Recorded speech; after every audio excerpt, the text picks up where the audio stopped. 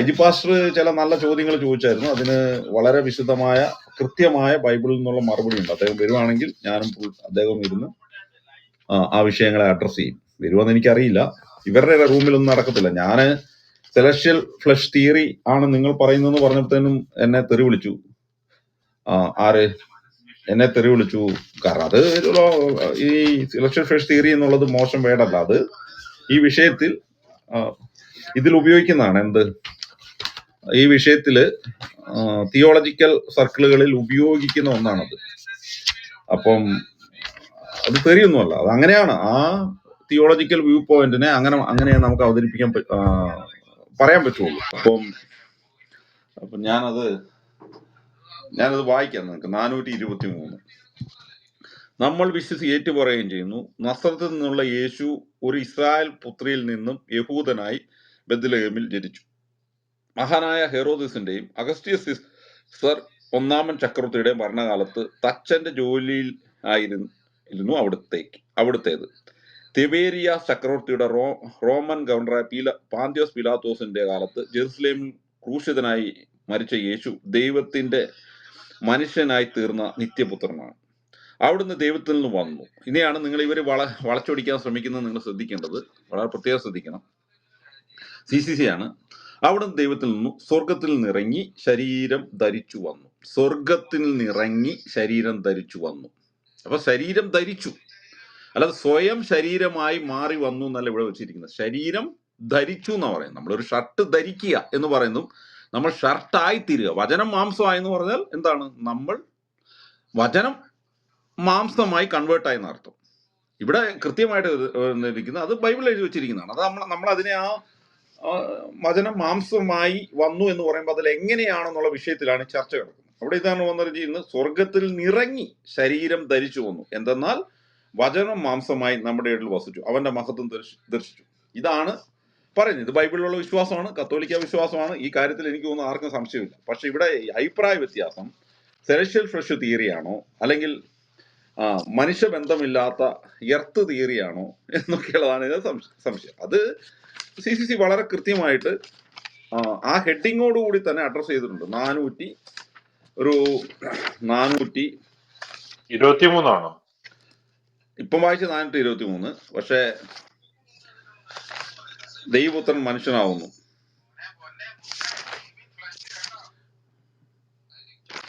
അപ്പം കന്യാമറിയത്തിന് പിറന്നു.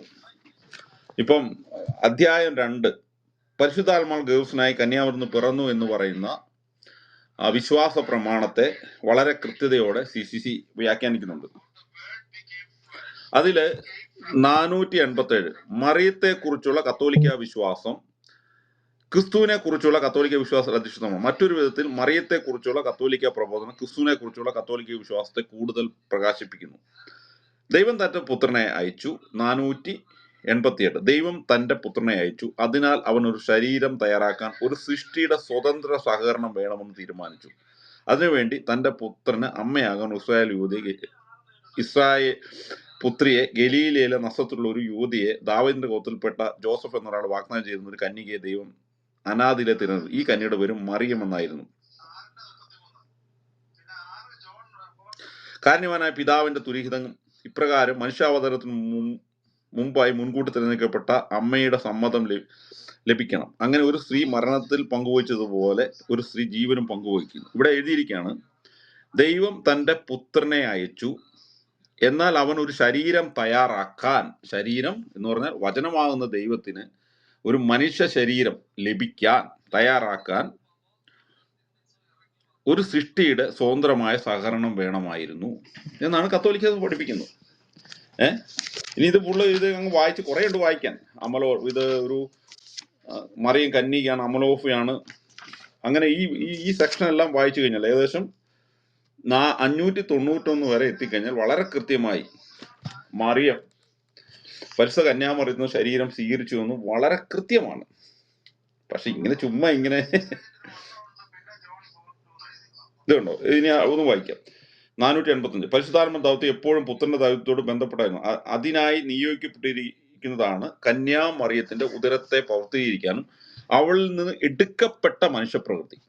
ഇപ്പം കന്യാമറിയത്തിൽ നിന്ന് എടുക്കപ്പെട്ട മനുഷ്യപ്രകൃതിയിൽ പിതാവിന്റെ നിത്യസൂതനെ ഗർഭം ധരിക്കാനായി അവളെ സജ്ജീകരിച്ചുകൊണ്ട് ദൈവിക ഗർഭധാരണം സാധ്യമാക്കുന്ന കർത്താവും ചെയ്ത പരിശുദ്ധാത്മാവ് അയക്കപ്പെട്ടു. അപ്പം കത്തോലിക്ക വിശ്വാസം അനുസരിച്ച് യേശുവിന്റെ മനുഷ്യപ്രകൃതി എടുത്തിരിക്കുന്നത് കന്യാമറിയത്തിൽ നിന്നാണ്.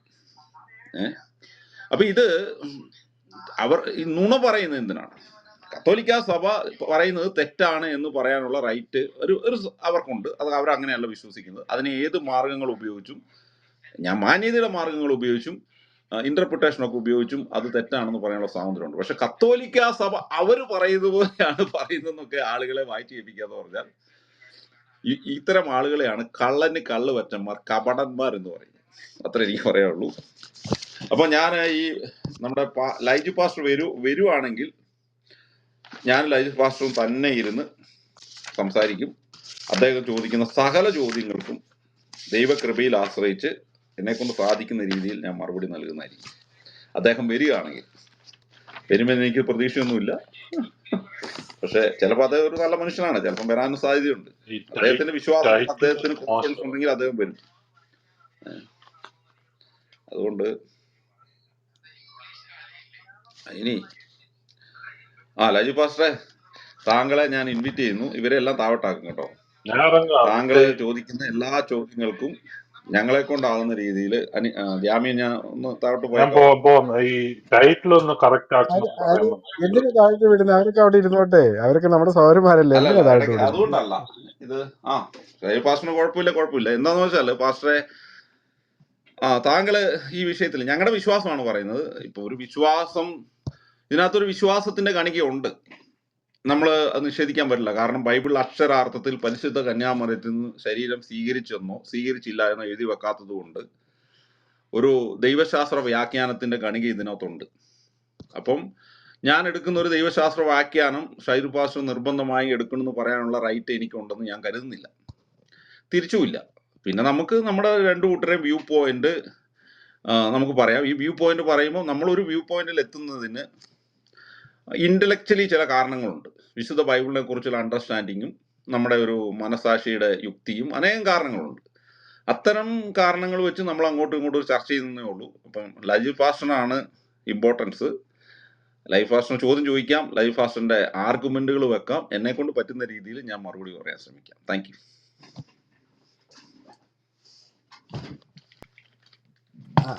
അതായത് ഞാൻ ഈ വിഷയത്തെ വളരെ ലളിതമായിട്ട് സമീപിക്കുന്നേ. ഇപ്പോ യേശു കർത്താവിന്റെ ശരീരം മറിയ ദാനം ചെയ്തതാണെങ്കിൽ അത് എങ്ങനെ ആ പ്രോസസ്സ് നടന്നെന്നാണ് ഡിസംബർ മനസ്സിലാക്കുന്നത്. അത് ബയോളജിക്കലായിട്ടാണോ, അത് ബയോളജിക്കലി നടന്നെന്നാണോ? ബയോളജിക്കൽ പ്രോസസ്സിലൂടെ മറിയ യേശുവിന് ശരീരം ദാനം ചെയ്തു എന്നാണോ മനസ്സിലാക്കേണ്ടത് ഞാൻ? അല്ല, ബയോളജിക്കൽ പ്രോസസ് അവിടെ നടന്നിട്ടില്ല. അവയുടെ വാരിയലെടുത്ത്, ആദത്തിന്റെ വാരിയലെടുത്ത് ദൈവം അത്ഭുതകരമായി ഒരു സ്ത്രീയെ, നമുക്കറിയാം പുരുഷൻ ഇല്ലാത്ത പല കാര്യങ്ങളും സ്ത്രീക്കുണ്ട്. അപ്പം അത്ഭുതകരമായി ഒരു വ്യത്യസ്ത തരത്തിലുള്ള ഒരു മനുഷ്യ സ്ത്രീയെ ദൈവം സൃഷ്ടിച്ചു. അതൊരു ദൈവത്തിന്റെ അത്ഭുതകരമായ പ്രവൃത്തിയാണ്, അതിസ്വാഭാവികമായ പ്രവൃത്തിയാണ്. അപ്പം പരിശുദ്ധ കന്യാമറിയത്തിൽ ഗർഭം ധരിച്ചു എന്ന് പറയുന്നതും ഒരു മിറക്കിളാണ്. അതെങ്ങനെയാണെന്ന് നമുക്കറിയില്ല. അതിന്റെ അടുത്ത സ്റ്റേജാണ് ഈ ഗർഭം ധരിച്ചു പരിശുദ്ധ കന്യാമറിയത്തിൽ ശരീരം സ്വീകരിച്ചോ ഇല്ലയോ എന്നുള്ള ക്വസ്റ്റ്യൻ. അതും ഞങ്ങൾ പറയുന്നു അത്ഭുതകരമായ ദൈവത്തിന്റെ ഒരു മിറക്കിൾസ് ആയ പ്രവൃത്തിയാണ്. അതുകൊണ്ടാണ് അതിനെ ഞങ്ങൾ മിസ്റ്ററി എന്ന് വിളിക്കുന്നത്. Thank you. അവിടെ അപ്പോ ഈ എബ്രായ ലേഖനം 9-ാം അധ്യായം അതിന്റെ 11-ഉം 12-ഉം വാക്യങ്ങളൊന്ന് കത്തോലിക്ക ബൈബിൾ എങ്ങനെ എഴുതിയിരിക്കുന്നത് ഒന്ന് വായിക്കാമോ? എബ്രായ ലേഖനം 9, 11, 12 എടുത്തോട്ടെ. 9. എൻ്റെ ഒരു മോഡ്, എൻ്റെ സ്ഥിരം ഒരു മോഡ് വന്നിട്ടുണ്ടേ, എന്ന് ഉള്ളോട്ട് എടുക്കുക.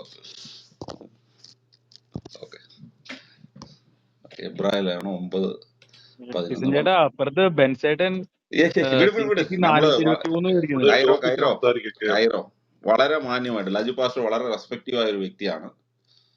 അതുകൊണ്ട് നിങ്ങൾ ഈ റൂം വളരെ മാന്യമായിട്ട് ചെയ്യുന്നു. ഓക്കെ, അനാവശ്യ ചർച്ചകളിലേക്കൊന്നും പോകരുത്. അദ്ദേഹം ചില കാര്യങ്ങൾ നമ്മളോട് പറയുന്നു, നമ്മൾ നമ്മുടെ വ്യൂ പോയിന്റ് പറയുന്നു, അദ്ദേഹത്തിന്റെ വ്യൂ പോയിന്റ് പറയുന്നു, അത്രേ ഉള്ളൂ.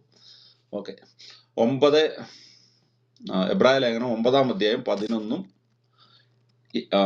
12-ഉമാണ് ഞാൻ വായിക്കുന്നത്. എന്നാൽ വരുവാനിരിക്കുന്ന നന്മയുടെ പ്രധാന പുരോഹിതനായി ക്രിസ്തു പ്രത്യക്ഷപ്പെട്ടു, കൂടുതൽ മഹനീയവും പൂർണ്ണവും മനുഷ്യനിർമ്മിതമല്ലാത്തതും സൃഷ്ടവസ്തുക്കളിൽ പെടാത്തതുമായ കൂടാരത്തിലൂടെ എന്നേക്കുമായി ശ്രീകോവിലിൽ അവൻ പ്രവേശിച്ചു. അവൻ അവിടെ പ്രവേശിച്ച് നിത്യരക്ഷ പ്രവേശിച്ചു. അപ്പൊ ആ കൂടാരം ഏതായിരുന്നു?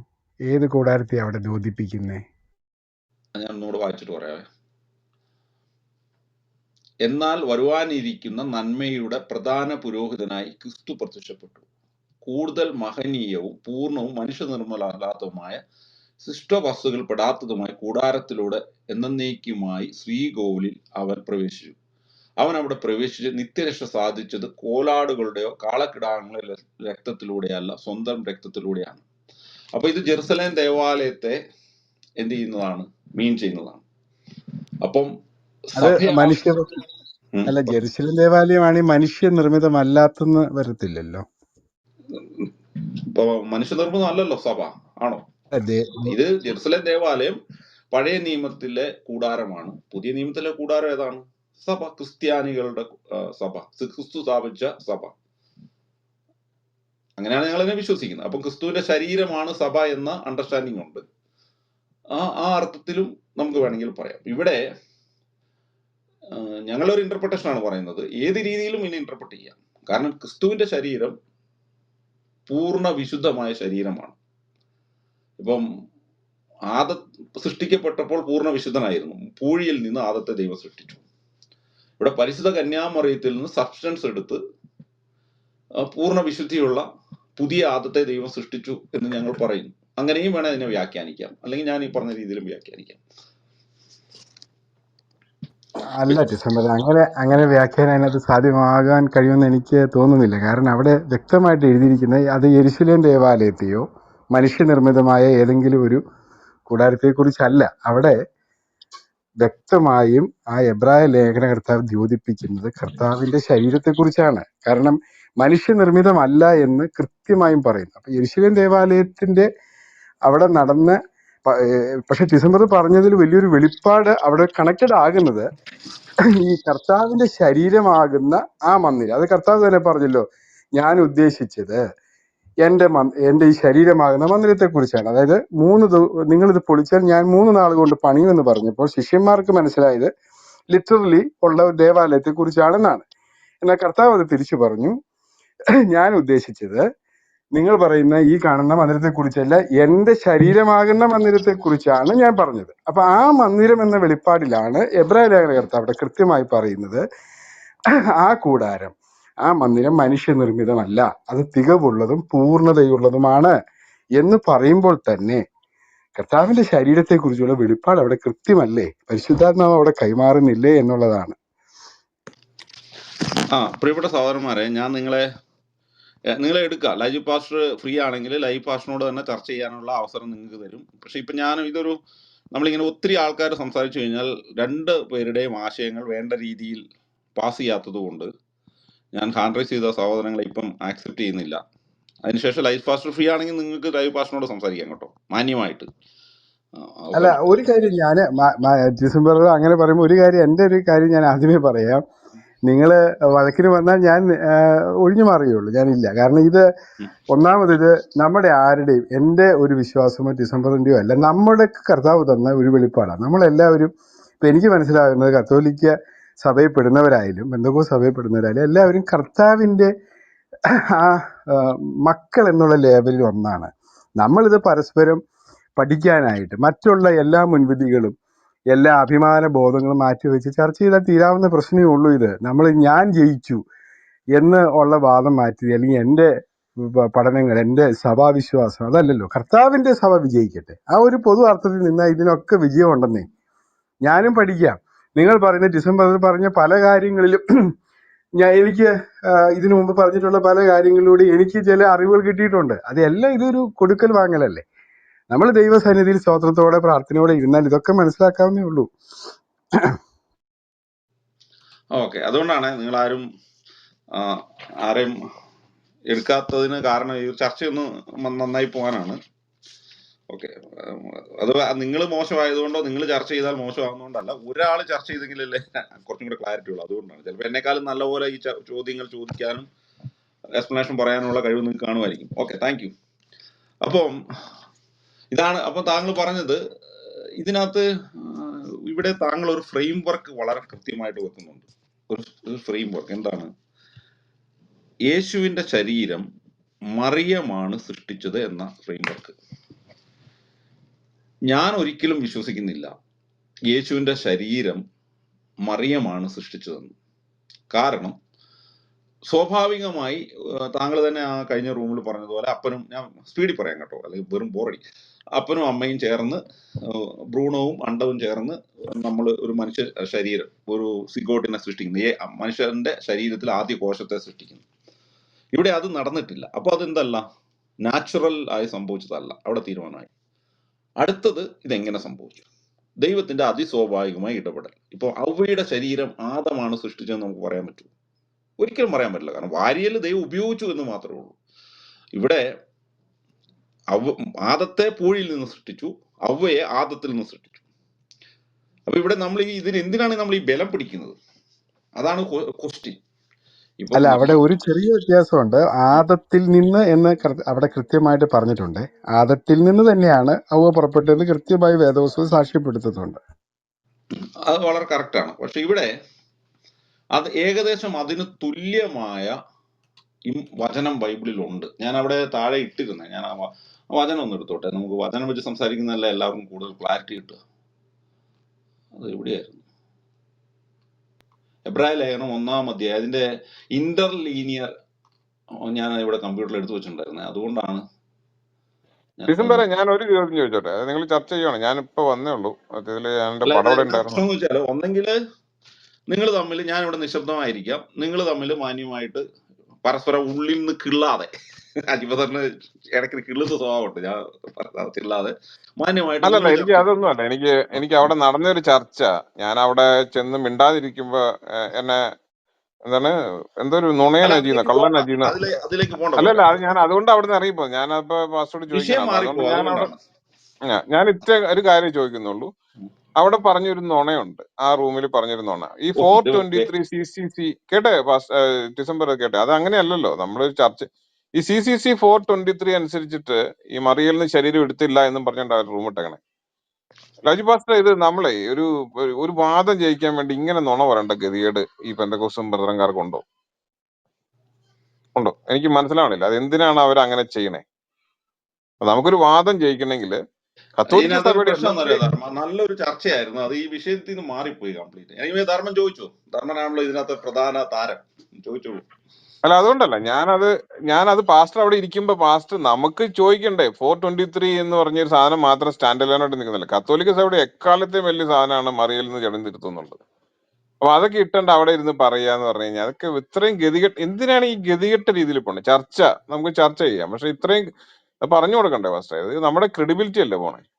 ഞാൻ സീരിയസ് ആയിട്ട് ചോദിക്കട്ടെ, ഇത് ട്രോളും വാങ്ങിയൊന്നും അല്ല, ഞാനിത് വളരെ സീരിയസ് ആയിട്ട് ചോദിക്കുക. പാസ്റ്റർ കേൾക്കണ്ട, 423 എന്ന് പറഞ്ഞിട്ടുണ്ടെങ്കിൽ അങ്ങനെ ഒരു സ്റ്റാൻഡ് അലോൺ CCC അല്ല അത്. അപ്പൊ ഞാൻ പറഞ്ഞ തെറ്റാണ് എന്നോട് പാസ്റ്റർ പറഞ്ഞോ? എനിക്കത് മനസ്സിലാവും. ആജി പറയും, ഞാൻ ഒന്നാമത് എനിക്ക് അങ്ങനെയുള്ള കാര്യങ്ങൾ ഞാൻ അഭിപ്രായം പറഞ്ഞില്ല. ഞാൻ പറഞ്ഞില്ല, എനിക്ക് ആത്യന്തികമായിട്ട് ഈ ചർച്ച കഴിയുമ്പോഴും എൻ്റെ ഏറ്റവും വലിയ ലക്ഷ്യം സമാധാനമായിട്ട് കിടക്കണം. ഇത് കഴിഞ്ഞ് ഞാൻ പ്രാർത്ഥിക്കാനിരിക്കുമ്പോൾ ദൈവ സാന്നിധ്യം 1% പോലും നഷ്ടപ്പെടരുത്. അതുകൊണ്ട് ഞാൻ ഇങ്ങനെയുള്ള കാര്യങ്ങളൊന്നും ഒരു തരത്തിലും അഭിപ്രായം പറയാനില്ല. ഞാൻ അവരോട് പറഞ്ഞു, ഇവിടെ ബഹളം നടക്കുകയാണ്, ഞാൻ അപ്പം ഇറങ്ങി പോകുന്നു പറഞ്ഞിട്ടാണ് ഞാൻ അവിടെ കയറിയിരുന്നത്. അത് ബഹളം നീണ്ടുപോയിരുന്നെങ്കിൽ ഞാൻ ഞാൻ അവിടെ നിന്ന് മാറിപ്പോകുകയും ചെയ്യുമായിരുന്നു. പിന്നെ ഇപ്പൊ അവര് വേറെ വിഷയത്തിലേക്ക് കടന്നപ്പോൾ ഞാൻ അവിടെ നിന്ന് പോകുന്നു. അപ്പോഴാണ് ഈ റൂം കണ്ടത്, അപ്പൊ ഇവിടെ കയറി. അത് നമുക്ക് ശാന്തമായിട്ട് സംസാരിക്കാൻ എന്തെല്ലാം വഴികളുണ്ട്, വാക്കുകളുണ്ട്. നമുക്ക് ഈ ബഹളത്തിന്റെ ഒക്കെ ആവശ്യം എന്താ? അതിന്റെ ഒന്നും ആവശ്യമില്ല. വളരെ വളരെ കറക്റ്റ് ആണ്. Thank you. എനിക്ക് ഇതായിരുന്നു ചോദിക്കാനുണ്ടായിരുന്നത്. കാരണം ഞാൻ അവിടെ അത് ചോദിക്കണം എന്ന് ഓർത്താണ്. പക്ഷെ അപ്പോഴത്തേക്കും ഞാൻ നുണയെന്നല്ല വിളിച്ചത്, തെറിയെന്നാണ് വിളിച്ചിട്ടോ. ഞാനത് മറന്നുപോയി. അല്ലാതെ ഞാൻ എന്തോ പറഞ്ഞു സത്യത്തിൽ എന്ന് ആദ്യം എനിക്കറിയാം. ഞെട്ടിപ്പോയി. എനിക്ക് ധർമ്മൻ എന്നുള്ള പേര് കണ്ടപ്പോ ഇത് അജിബറാന്ന് എനിക്ക് മനസ്സിലായില്ല. കാരണം അജിബറിന്റെ പേര് അജി എന്നല്ലേ സാധാരണ കിടന്നിരുന്നത്. അതെ ഞാനത് ഞെട്ടിപ്പോയി. അജിബറിനെ തന്നെയാണോ എന്ന് ഞാനൊന്ന് സംശയിച്ചു. അതെ അതെ, എന്നെ തെറിയെന്ന് വിളിച്ചു, നുണയെന്നൊക്കെ വിളിക്കുന്നു. ഇപ്പൊ അങ്ങനെയാണ്, കുറുക്കൻ, നുണയൻ. ഇപ്പൊ ഇതാണ് ഇപ്പോഴത്തെ അവിടുത്തെ പ്രതിരോധകരുടെ ഒരു അവസ്ഥ. ഇനി ആ തന്തയ്ക്ക് വിളി. വിഷയം വിടാം നമുക്ക്. അതെ, എനിവേ ഞാനതിപ്പോ പറഞ്ഞു മാത്രമേ ഉള്ളൂ. അപ്പൊ അതുകൊണ്ട് അതൊരു ഒരു ശരിക്കുള്ള, ഞാനിപ്പോ അവിടെ ഈ ഒരു കാര്യം മാത്രം പറയാനാണ് വന്നത്. കാരണം ഈ CCC 423 സ്റ്റാൻഡ് അലോൺ സാധനമൊന്നും അല്ല. അഥവാ എടുക്കണമെങ്കിൽ നമുക്ക് പല വാക്യങ്ങളുണ്ട്. ഞാൻ അവിടെ ആ ഇപ്പൊ റൂമിൽ ഏതായാലും തന്നെ അവര് വായിക്കാൻ അനുവദിച്ചായിരുന്നു. ഞാൻ അതിന്റെ കൗണ്ടർ വായിച്ചു കേൾപ്പിച്ചായിരുന്നു. Okay thank you. December continue ചെയ്തു. ഞാൻ ഇതൊന്ന് ക്ലാരിഫൈ ചെയ്യാൻ വേണ്ടി, കാരണം എനിക്ക് എന്റെ ഈ ബ്രദറൻ ബെന്തക്കോസുകാരുടെ പേരിൽ ഈ വൃത്തികേട് കാണിക്കുമ്പോഴാണ് എനിക്ക് പറയേണ്ട ആവശ്യമുള്ളൂ. ഇപ്പൊ കത്തോലിക്കർ എന്തെങ്കിലും വൃത്തികേട് കാണിച്ചാൽ എനിക്ക് അതിനകത്ത് ഉത്തരവാദിത്വമൊന്നുമില്ല. അത് അവരായി അവരുടെ കാര്യം. ഇത് ഈ മാതിരി കാര്യം നമ്മൾ പറയില്ലേ, നോട്ട് ഇൻ മൈ നെയിം എന്ന് പറയുന്ന ഒരു ഉത്തരവാദിത്വം എനിക്ക് ഉള്ളതുകൊണ്ടാണ് പറഞ്ഞത്. 423 എന്ന് പറഞ്ഞത് ഒരു സ്റ്റാൻഡ് അലോൺ സാധനമൊന്നുമല്ല. അത് നമ്മുടെ പാസ്റ്റർമാർ ഇവിടെ ഇരുന്ന് പച്ചയ്ക്ക് തെറി പറയുമ്പോൾ നമ്മുടെ പാസ്റ്റർമാരും നമ്മുടെ വേണ്ടപ്പെട്ടവരും പറഞ്ഞ എന്നാ ഈ പറയണ മക്കളെ എന്ന് ചോദിക്കണം. അത് വേണം, അത് ചോദിക്കണം. അത് ചോദിക്കാത്തതുകൊണ്ടാണ് എന്ത് വൃത്തിയോടും പറയാനുള്ള ധൈര്യം ഇവർക്ക് പിന്നെയും പിന്നെ ഇല്ല കിട്ടിക്കൊണ്ടിരിക്കും. ബ്രദറെ, അങ്ങനെ ഒന്നും കറക്റ്റില്ല. കാരണം ഇതിനൊരു വിവേകം എന്ന് പറഞ്ഞൊരു കാര്യമുണ്ട്. നമ്മൾ ഉത്തരവാദിത്തപ്പെട്ട ഒരു പാസ്റ്റർ, അത് ലൈജു പാസ്റ്റർ അല്ല, ഏത് പാസ്റ്റർ ആണെങ്കിലും മക്കളെ നീ ഇങ്ങനെ ചെയ്യരുതെന്ന് പറഞ്ഞു കഴിഞ്ഞാൽ പിന്നെ സംഭവിക്കാൻ പോകുന്നത് എന്താണെന്ന് ഞാൻ പറയാതെ തന്നെ നിങ്ങൾക്ക് അറിയത്തില്ല. അതുകൊണ്ട് അതാണ് വിവേകം എന്ന് പറയുന്നത്. കാരണം ഇതൊരു സോഷ്യൽ മീഡിയ കൂട്ടമാണ്. പകുതി പേർക്ക് അഡ്രസ്സും ഇല്ല, ഒന്നുമില്ല, എന്തും വിളിച്ചു പറയാനില്ല. ഈ ഇരിക്കുന്നതിൽ പകുതി പേര് ചിലപ്പം പെന്തക്കോസ് നാമം ധരിച്ച നിരീശ്വരവാദികളോ ബ്രദറന്മാരോ കത്തോലിക്കരോ പോലും ആയിരിക്കും. കാരണം ഇവരൊന്നും അഡ്രസ്സും ഒന്നുമില്ല. അപ്പൊ നമ്മൾ അത്തരം ആളുകളുമായിട്ട് ഇടപെടുമ്പോൾ കാണിക്കേണ്ട ചില വിവേകങ്ങൾ പാസ്റ്റർമാരും അച്ഛന്മാരും ഒക്കെ കാണിക്കും. എന്തുകൊണ്ടാണ് ഇത്രയും പ്രശ്നമായിട്ട് ഒരു കത്തോലിക്ക അച്ഛൻ, ഏതെങ്കിലും ഒരു അച്ഛൻ ഈ ക്ലബ് ഹൗസിൽ വന്ന് ഒരു വിവാദപരമായ വിഷയത്തിൽ അഭിപ്രായം പറഞ്ഞ് നിങ്ങൾ കേട്ടിട്ടുണ്ട്? ഒരച്ഛനെ വിളിച്ചു, അച്ഛൻ സ്വന്തം അഭിപ്രായം പറഞ്ഞു, അച്ഛൻ പോയി. അപ്പം അതാണ് ഉത്തരവാദിത്തപ്പെട്ട സ്ഥാനത്തിരിക്കുന്നവർ കാണിക്കുന്ന ഒരു പക്വത. അപ്പം നമ്മൾ ആഗ്രഹിക്കുന്നുണ്ട്, എനിക്ക് ആഗ്രഹമുണ്ട്, ഈ കത്തോലിക്ക സഹോദരന്മാരെ യഹോവ പിശാചാണെന്ന് ഒക്കെ അല്ലെങ്കിൽ ഞങ്ങളുടെ ദൈവമല്ല എന്നൊക്കെ പറയുമ്പോൾ ഒരു അച്ഛൻ വന്ന് പറയാണ് ഞാൻ കത്തോലിക്ക സഭയിൽ ഇന്ന അച്ഛനാണ്, ഇവർ പറയുന്നത് തെറ്റാണെന്ന് പറഞ്ഞാൽ ഞാൻ ഭയങ്കര ഹാപ്പിയാണ്. പക്ഷെ വരുന്നില്ല, അത്രേ ഉള്ളൂ. ഓക്കെ, അപ്പൊ പാസ്റ്റർ നമ്മുടെ ചർച്ചയിലേക്ക് കിടക്കാം. പാസ്റ്റർ, ഇവിടെ ഈ പാസ്റ്റർ അന്നേരം പറഞ്ഞ ഒരു പോയിന്റ് ഉണ്ട്. എന്തുകൊണ്ടാണ് നമ്മൾക്ക് ഈ കാര്യത്തിൽ ബലം പിടിക്കേണ്ടി വരുന്നത് എന്ന് പറഞ്ഞാൽ അതൊരു തിയോളജിക്കൽ അണ്ടർസ്റ്റാൻഡിങ് ആണ്. ഒന്ന്, സ്ത്രീയുടെ സന്തതി നിന്റെ തല കറക്കും എന്ന് പറയുന്നു. അബ്രഹാത്തിന്റെ സന്തതി നിന്റെ തല ഒരു വാക്കെന്ന് ഇടയ്ക്ക് എന്ന് പറയുന്നു. പറഞ്ഞോട്ടെ, ഒരു വാക്ക്. അതായത് ഡിസംബർ ആദ്യം ജനസിസിലൊരു വാക്കും ഉദ്ധരിച്ച് പറഞ്ഞു. അപ്പൊ അതിനകത്ത് ഞാൻ ഒന്ന് രണ്ട് റെഫറൻസ് പറയാം. ഈ ആദമിൽ നിന്ന് ഹവ്വ എടുത്തപ്പോൾ അതിനുശേഷം ആദം തിരിച്ചറിയുന്ന ഒരു കാര്യമുണ്ട്, ഇവളെന്റെ അസ്ഥിയിൽ നിന്ന് അസ്ഥിയും എന്റെ മാംസത്തിൽ നിന്നുള്ള മാംസവുമാകും. ഇനി അതിന്റെ വെളിപ്പാട് പൗലോസ്ലീഹ കൃത്യമായിട്ട് 1 കൊരിന്ത്യർ അതിന്റെ 11-ാം അധ്യായം 8-ാം വാക്യത്തിൽ പറയുന്നു, പുരുഷൻ സ്ത്രീയിൽ നിന്നല്ലല്ലോ, സ്ത്രീ പുരുഷനിൽ നിന്നത്രേ ഉണ്ടായത്. അപ്പോൾ ഈ ആദത്തിൽ നിന്ന് മറിയെ എടുത്തപ്പോഴുള്ള കാര്യവുമായിട്ട് അതിനെ താതാത്മ്യപ്പെടുത്തിയാൽ വരുന്ന പ്രശ്നം, ഈ പുരുഷനിൽ നിന്നാണ് സ്ത്രീ ഉണ്ടായതെന്ന് വേദപുസ്തകത്തിന്റെ ആ ഒരു പ്രഖ്യാപനം പുതിയ നിയമത്തിൽ ആവർത്തിച്ച് ഉറപ്പിക്കപ്പെടുന്നതുണ്ട്. അതുപോലെ മറിയയുടെ കാര്യത്തിൽ ഒരു കാര്യം, ഇപ്പൊ ആദമും ഹവ്വയും മാനുഷിക ബന്ധത്തെക്കുറിച്ച് ഇത്രയധികം വ്യക്തവും ആഴത്തിലും ബൈബിൾ പറയുന്നെങ്കിൽ അതിനേക്കാൾ എത്രയോ പ്രാധാന്യമുള്ള കാര്യമാണ് ഇതിനെക്കുറിച്ച് ഒരു വരി പോലും വിട്ടുപോകാതെ പരിശുദ്ധാത്മാവ് രേഖപ്പെടുത്തേണ്ടതല്ലേ? അത് മാത്രമല്ല, ഞാൻ എബ്രായ ലേഖനത്തിൽ പറഞ്ഞ ആ 9-ാം അധ്യായത്തിലെ വാക്യം വളരെ കൃത്യമായും വ്യക്തമായും പറയുന്നുണ്ട്. അപ്പൊ അതൊന്ന് പ്രാർത്ഥനയോടെ സമീപിച്ചാൽ ഈ കാര്യത്തെ കൂടുതൽ വെളിപ്പെടുമെന്നാണ് എന്റെ വിഷയം. ഓക്കെ, ഞങ്ങളുടെ തിയോളജിക്കൽ വ്യൂ പോയിന്റ് ആണ് പറയുന്നത്. താങ്കൾ പറഞ്ഞത് ആ രീതിയിൽ എടുത്തു കഴിഞ്ഞാൽ താങ്കൾ പറഞ്ഞ ഒരു യുക്തിഭദ്രമാണ്, ഒരു ന്യായമുള്ള ഒരു ആർഗ്യുമെന്റ് ആണ്. അതുകൊണ്ടാണ് അതിന്റെ കൗണ്ടർ ആർഗ്യുമെന്റ് നമ്മൾക്ക് വെക്കേണ്ടി വരുന്നത്. ഇവിടെ താങ്കൾ പറഞ്ഞ ആർഗ്യുമെന്റിന്റെ ബേസിക് പോയിന്റ് എന്ന് പറയുന്നത് ഈ ദൈവത്തിന്റെ ശരീരം, യേശുക്രിസ്തുവിന്റെ ശരീരം ഭൂമിയിൽ നിന്നുള്ളതല്ല, അല്ലെങ്കിൽ പരിശുദ്ധ കന്യാമറിയത്തിൽ നിന്ന് എടുത്തിട്ടുള്ളതല്ല. ദൈവം സ്വന്തമായിട്ട് താങ്കളത് ഇപ്പൊ 2 ഓപ്ഷൻ ഉണ്ട് ഇതില്. ഈ ഓപ്ഷൻ എന്ന് പറഞ്ഞാൽ ഇത് നമ്മൾ മനസ്സിലായി. ഇത് 2 ഇമ്പോർട്ടന്റ്. ആദ്യത്തെ പോയിന്റ്, എന്തുകൊണ്ടാണ് വളരെ വിശദമായിട്ട് ഉൽപ്പത്തി പുസ്തകത്തിൽ ആ വിഷയം എഴുതിയെന്ന് പറഞ്ഞാൽ ഇത് ക്രിസ്ത്യാനിറ്റിയുടെ ഒരു ഫണ്ടമെന്റൽ അണ്ടർസ്റ്റാൻഡിങ്ങിന്റെ ഭാഗമായതുകൊണ്ടാണ്. എന്നാൽ പരിശുദ്ധ കന്യാമറിയുന്ന ശരീരം സ്വീകരിച്ചു എന്ന് പറയുന്നത് ഒരു ഞങ്ങളുടെ വിശ്വാസം ഒരു ഫണ്ടമെന്റൽ അണ്ടർസ്റ്റാൻഡിങ് ആണെങ്കിൽ പോലും മനുഷ്യ സൃഷ്ടിയുമായി ബന്ധപ്പെട്ട ഒരു അണ്ടർസ്റ്റാൻഡിങ് അല്ല. അത് മനുഷ്യ രക്ഷയുമായി ബന്ധപ്പെട്ട ഒരു അണ്ടർസ്റ്റാൻഡിങ് ആണ്. കാരണം മനുഷ്യന് പ്രത്യാശ നൽകുന്ന ഒരു അണ്ടർസ്റ്റാൻഡിങ് ആണ്. അപ്പം നമുക്ക് അതിലേക്ക് വരാം. അപ്പം ഈ താങ്കൾ പറഞ്ഞ ബേസ് എന്താ പറയുന്നത് എന്ന് പറഞ്ഞാൽ ഈ എബ്രായ ലേഖനം ത്തില് പറയുന്ന അതൊന്ന് എടുത്തോട്ടെ. എബ്രായ ലേഖനം ഞാൻ ഇവിടെ എടുത്തു വെച്ചിട്ടുണ്ടായിരുന്നു, അത് വീട്ടിൽ പോയി. എബ്രായ ലേഖനം 9:11 പറയുന്നത് പോലെ മനുഷ്യനിർമ്മിതമല്ലാത്ത കൂടാരത്താൽ എന്ന് പറയുമ്പോൾ ആ വചനം നമ്മൾ അതേപടി മനസ്സിലാക്കാൻ ശ്രമിക്കുമ്പോൾ യേശുവിന്റെ ശരീരം മനുഷ്യനിർമ്മിതമല്ല എന്ന പോയിന്റാണ് താങ്കൾ വെക്കുന്നത്. യേശുവിന്റെ ശരീരം മനുഷ്യനിർമ്മിതമല്ല എന്നുള്ള പോയിന്റ് ഞാനും വെക്കുന്നു, ഞാനും അംഗീകരിക്കുന്നു 100%. അപ്പൊ പിന്നെ ആ പ്രോബ്ലം അവിടെ തീർന്നു. പിന്നെയുള്ള പ്രോബ്ലം യേശുവിന്റെ ശരീരം എങ്ങനെ ദൈവം സൃഷ്ടിച്ചു എന്നുള്ളതാണ്. ആദത്തിന്റെ ശരീരം മനുഷ്യനിർമ്മിതമല്ല, ഒന്ന് മനുഷ്യനിർമ്മിതമല്ല, ആദം ദൈവനിർമ്മിതമാണ്. ആദത്തിന്റെ ശരീരം അതെങ്ങനെയുണ്ടായി? ഭൂമിയിൽ നിന്ന് പൂഴിയെടുത്ത് ദൈവം സൃഷ്ടിച്ചു. ദൈവത്തിന് ശൂന്യതയിൽ നിന്ന് വേണം സൃഷ്ടിക്കാമായിരുന്നു. ഉണ്ടാകട്ടെ എന്ന് പറഞ്ഞ സൃഷ്ടപ്രപഞ്ചം ഉണ്ടായതുപോലെ മനുഷ്യന്റെ ശരീരം ഉണ്ടാകട്ടെ എന്ന് പറഞ്ഞാൽ മതിയായിരുന്നു. പക്ഷെ ദൈവം അങ്ങനെയല്ല ചെയ്തത്. ഭൂമിയിൽ നിന്ന് പൂഴിയെടുത്താണ് ബൈബിൾ അനുസരിച്ച് സൃഷ്ടിച്ചത്. അതിനുശേഷം അവയെ സൃഷ്ടിച്ചപ്പോഴും പൂഴിയെടുത്തില്ല, ആദത്തിൽ നിന്ന് സബ്സ്റ്റാൻസ് എടുത്തു. അവിടെയും ദൈവം തന്നെയാണ് നേരിട്ട് സൃഷ്ടിക്കുന്നത്, ആദമല്ല സൃഷ്ടിക്കുന്നത്. എന്നാൽ കായനെ ആബേലിനെ ഒക്കെ ആദവും അവയും കൂടെയാണ് നിങ്ങൾ എങ്ങനെ വിശ്വസിക്കുന്നത്? മനുഷ്യ ശരീരം, അവരുടെ ശരീരം, ആത്മാവിനെ എല്ലാ സമയത്തും, മനുഷ്യാത്മാവിനെ എല്ലാ സമയത്തും നമ്മുടെയും ഒക്കെ ദൈവം സൃഷ്ടിക്കുന്നു എന്ന് വിശ്വസിക്കുകയാണ് ഞങ്ങൾ. നിങ്ങളുടെ തിയോളജിയിൽ എന്തെങ്കിലും വ്യത്യാസം ഉണ്ടോ എന്ന് എനിക്കറിയില്ല.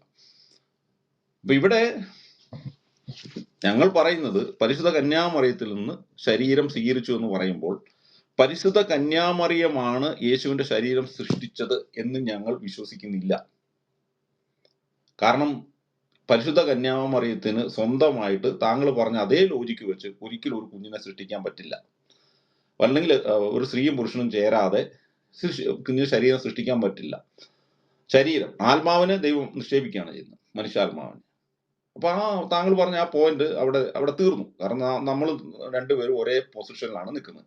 ഇനി അടുത്ത ക്വസ്റ്റ്യൻ ഉള്ളത്, പരിശുദ്ധ കന്യാമൃതം ആദത്തെ സൃഷ്ടിക്കാൻ ഭൂമിയിൽ നിന്ന് പൂഴിയെടുത്തതുപോലെ അവയെ സൃഷ്ടിക്കാൻ ആദത്തിന്റെ വാരിയൽ ദൈവം ഉപയോഗിച്ചതുപോലെ യേശുക്രിസ്തുവിന്റെ ശരീരം സൃഷ്ടിക്കാൻ പരിശുദ്ധ കന്യാമറിയത്തിൽ നിന്ന് സബ്സ്റ്റൻസ് സ്വീകരിച്ചോ എന്നതാണ് അടുത്ത ക്വസ്റ്റ്യൻ. ഒന്ന്, സബ്സ്റ്റൻസ് സ്വീകരിക്കാതെയും ദൈവത്തിന് സൃഷ്ടിക്കാം. ഇപ്പം ജെയിംസ് വർഗീസ് സാറൊക്കെ പറഞ്ഞതുപോലെ പ്രകൃതിയിൽ നിന്ന് വേണമെങ്കിൽ സൃഷ്ടിക്കാം. പിന്നെ ഉള്ള ഒരേ ഒരു ഓപ്ഷൻ വചനം എന്തെങ്കിലും ശൂന്യതയിൽ നിന്ന് സൃഷ്ടിക്കുക, അല്ലെങ്കിൽ വചനം സ്വയം മാംസമായി തീരുക. അങ്ങനെയുള്ള യോഹന്നാൻ സുവിശേഷം 14-ാം അധ്യായത്തിൽ പറഞ്ഞിരിക്കുന്നത് വചനം സ്വയം മാംസമായി തീരുന്നത്.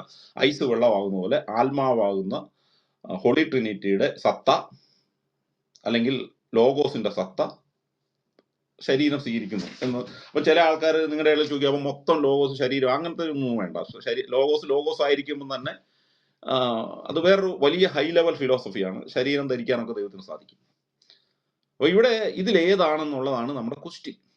എന്തുകൊണ്ട് ഞങ്ങൾ ഈ സ്റ്റാൻഡ് എടുക്കുന്നു എന്ന് ചോദിച്ചാൽ അത് വചനത്തിന്റെ വെളിച്ചത്തിലാണ്. കാരണം എന്താണ്? റോമാക്കാർ എഴുതിയ ലേഖനം 1-ാമത്തെ ക്വസ്റ്റ്യൻ എന്താണ്? സ്ത്രീയുടെ നിന്റെ സന്തതി തകർക്കും.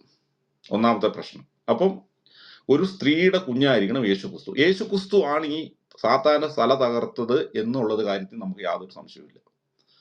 സ്ത്രീയുടെ സന്തതി യേശുക്രിസ്തു ആണല്ലോ. അപ്പൊ ആ സ്ത്രീ ഏതായാലും യേശുക്രിസ്തുവിന്റെ അമ്മയായിരിക്കണം.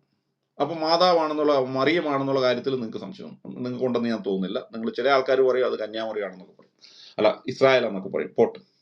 അബ്രഹാത്തിന്റെ സന്തതിയിലൂടെ സകല ജനതയും അനുഗ്രഹിക്കപ്പെടും. അബ്രഹാത്തിന്റെ ആ സന്തതിയാണ് യേശുക്രിസ്തു എന്ന് പൗലോസ് വളരെ കൃത്യമായി പറഞ്ഞിട്ടുണ്ട്. അപ്പൊ അബ്രഹാത്തിന്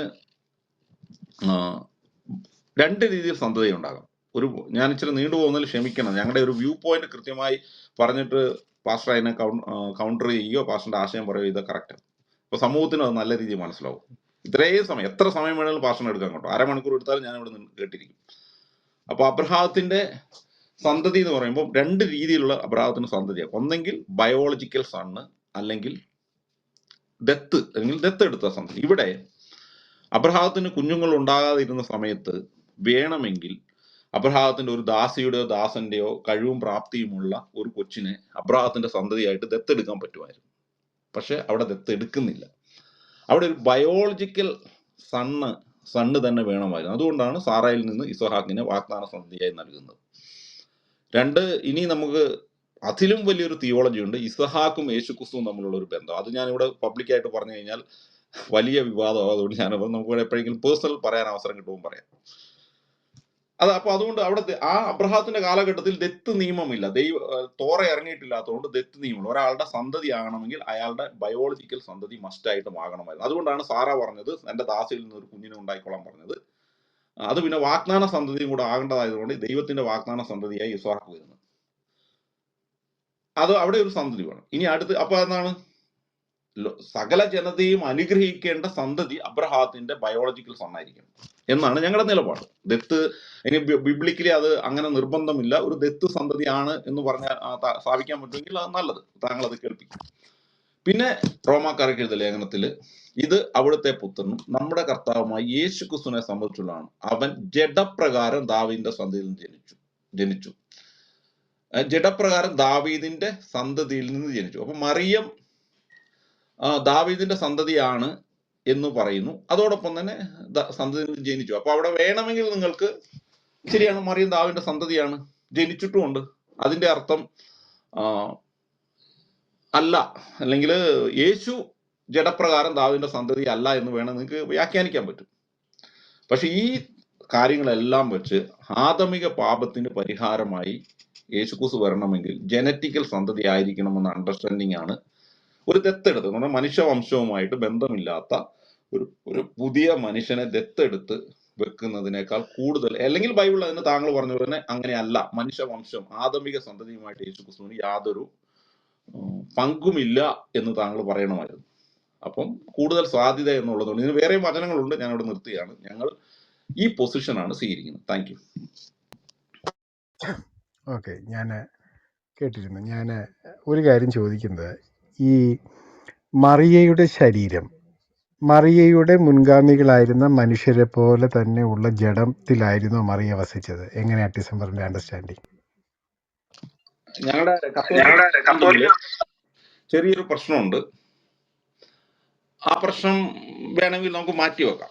എങ്കിലും ഞാൻ സമ്മതിക്കും, ഞങ്ങൾ വിശ്വസിക്കുന്നു പാപം ചെയ്യുന്നതിന് മുമ്പുള്ള ഹവ്വയുടെ ശാരീരിക അവസ്ഥയിലാണ് മറിയം ഭൂമിയിൽ ജനിച്ചതെന്നാണ് ഞങ്ങൾ വിശ്വസിക്കുന്നത്.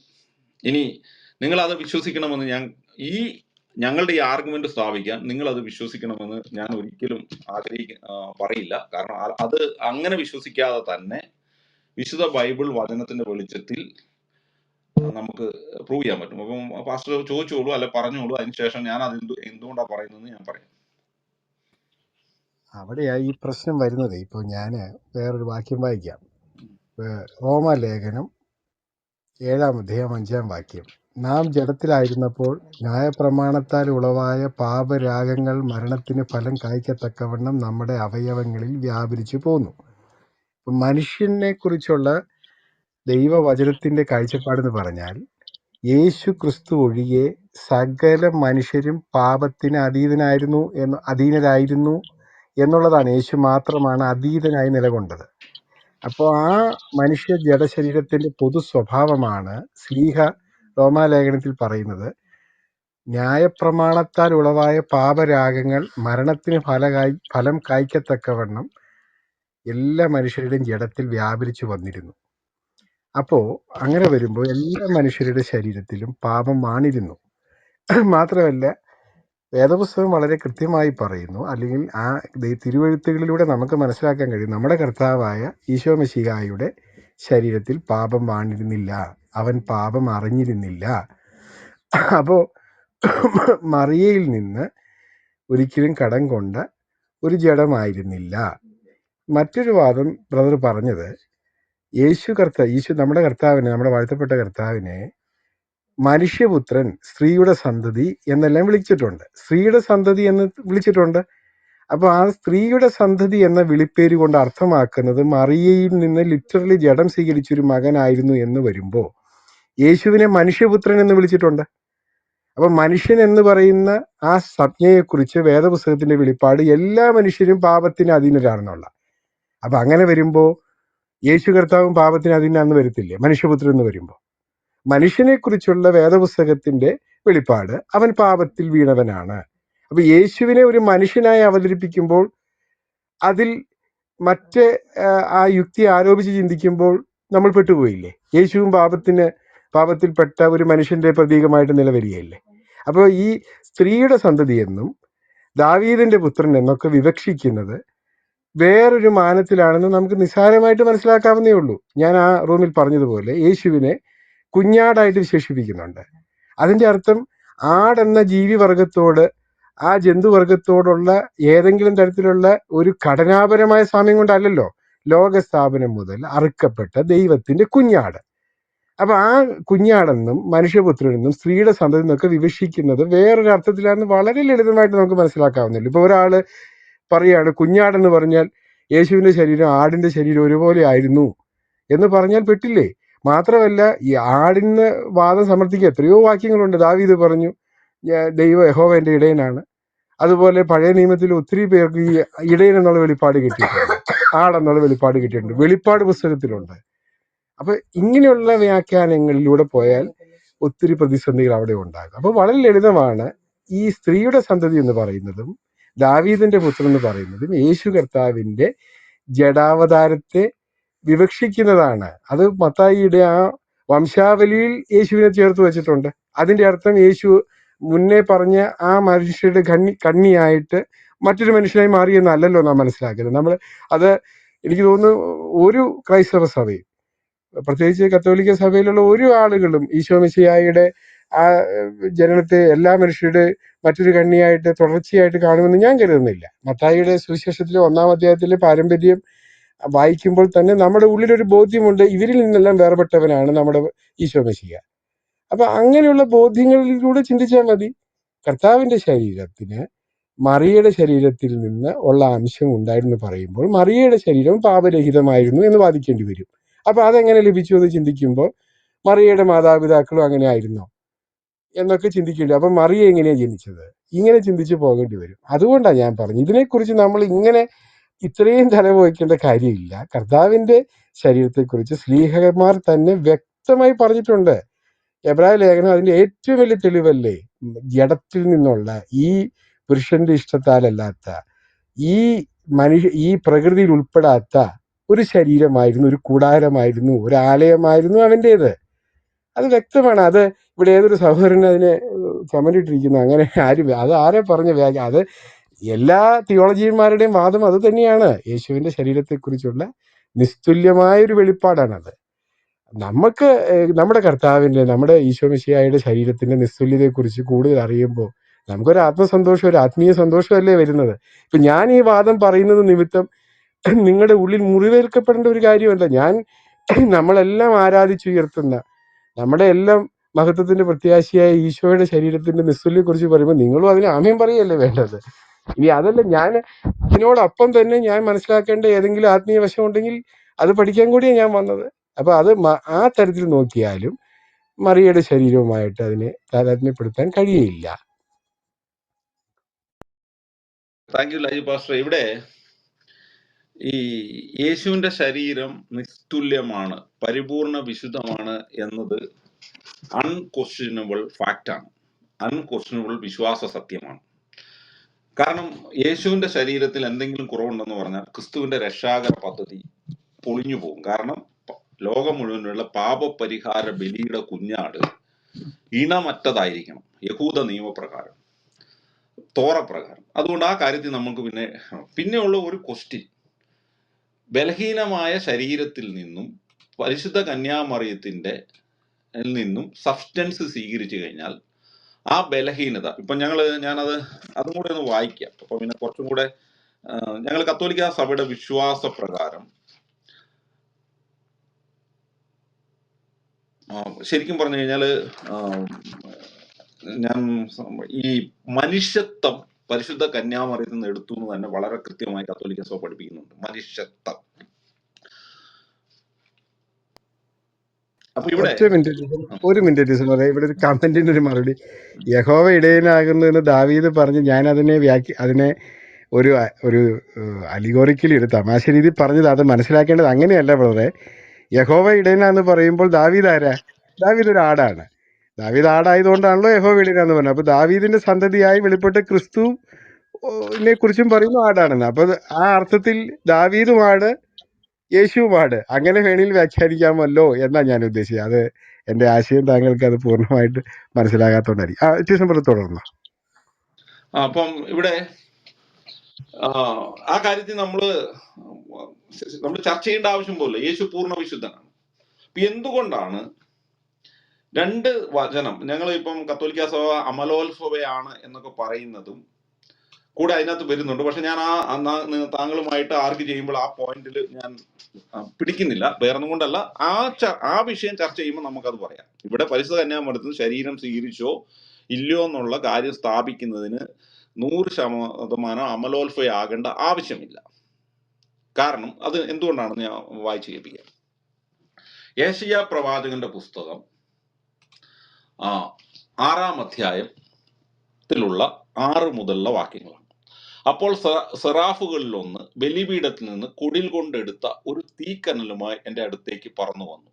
അവൻ എൻ്റെ അധരങ്ങളെ സ്പർശിച്ചു പറഞ്ഞു, ഇത് നിന്റെ അധരങ്ങളെ സ്പർശിച്ചു, നിന്റെ മാലിന്യം നീക്കപ്പെട്ടു, നിന്റെ പാപം ക്ഷമിക്കപ്പെട്ടിരിക്കുന്നു എന്ന് പറഞ്ഞാൽ ഇവിടെ യേശയ്യായുടെ മാലിന്യം ദൈവം നീക്കപ്പെട്ടു എന്ന് പറഞ്ഞാൽ ദൈവം നീക്കി എന്ന് ബൈബിൾ പരിശുദ്ധാത്മാവ് പറഞ്ഞാൽ അത് പൂർണ്ണമായ നീക്കലാണ്. അവിടെ ഭാഗികമായി നീക്കി എന്നുള്ള ഒരു ക്വസ്റ്റ്യൻ വരുന്നില്ല. അപ്പം ആ പരിശുദ്ധാത്മാവ് യേശയ്യാ പ്രവാചകന്റെ മാലിന്യം പൂർണ്ണമായി നീക്കി, പൂർണ്ണ വിശുദ്ധനായി. പാപം ചെയ്യുന്നതിന് മുമ്പ് ആദം എങ്ങനെയായിരുന്നു ആ അവസ്ഥയിലേക്ക് പാപത്തിന്റെ ലാഞ്ചന അവനിൽ നിന്ന് നീങ്ങിപ്പോയി. രണ്ടാമത് നിന്റെ പാപം ക്ഷമിക്കണം. അപ്പം രണ്ടാമത് എന്ത് ചെയ്യുന്നു? നിന്റെ പാപം ക്ഷമിക്കപ്പെട്ടിരിക്കുന്നു. ഈ ഒരു പ്രക്രിയ ബൈബിൾ പഴയ നിയമത്തിൽ ദൈവം നേരിട്ട് ചെയ്തിട്ടുണ്ട്. ഞങ്ങളുടെ വിശ്വാസപ്രകാരം ഈ ബലിപീഠത്തിൽ നിന്ന് കനലെടുത്തു എന്ന് പറഞ്ഞാൽ അത് യേശുവിന്റെ കാൽവരിയിലെ ബലിയിൽ നിന്ന് തിരുരക്തം എടുത്തു എന്നാണ് അതിന്റെ അർത്ഥം. ഞങ്ങളുടെ തിയോളജി. നിങ്ങൾ അത് അംഗീകരിക്കുന്നില്ലെങ്കിൽ ഓക്കെ, അതെനിക്ക് പ്രശ്നമൊന്നുമില്ല. പക്ഷെ അപ്പോൾ നിങ്ങൾ അംഗീകരിക്കണം, ദൈവത്തിന് ഒരു വ്യക്തിയുടെ മാലിന്യം പൂർണ്ണമായി നീക്കാനും യേശുവിന്റെ ബലി നടക്കുന്നതിന് മുമ്പ് തന്നെ മാലിന്യം പൂർണ്ണം നീക്കാനും ക്ഷമിക്കാനും കഴിയും. അപ്പോൾ അത് ആ പോയിന്റിൽ നിന്ന് ഓക്കെ, അതിനെന്തെങ്കിലും പാസ്റ്റർ പറയാനുണ്ടോ പറഞ്ഞു, അതിനുശേഷം ഞാൻ കണ്ടിന്യൂ ചെയ്യാം. അയ്യോ, അത് 100% നമ്മൾ അംഗീകരിക്കുകയല്ലേ. അങ്ങനെയാണെങ്കിൽ ഞാൻ ഒരു വാക്യം കൂടി ഒന്ന് വായിപ്പിക്കട്ടെ. അത് എനിക്ക് POC ഒന്ന് വായിച്ചു തരാമോ? 1 യോഹന്നാൻ 3:9 ഒന്ന് വായിക്കാമോ? POC വായിക്കാമോ? ഞാൻ വായിക്കാം.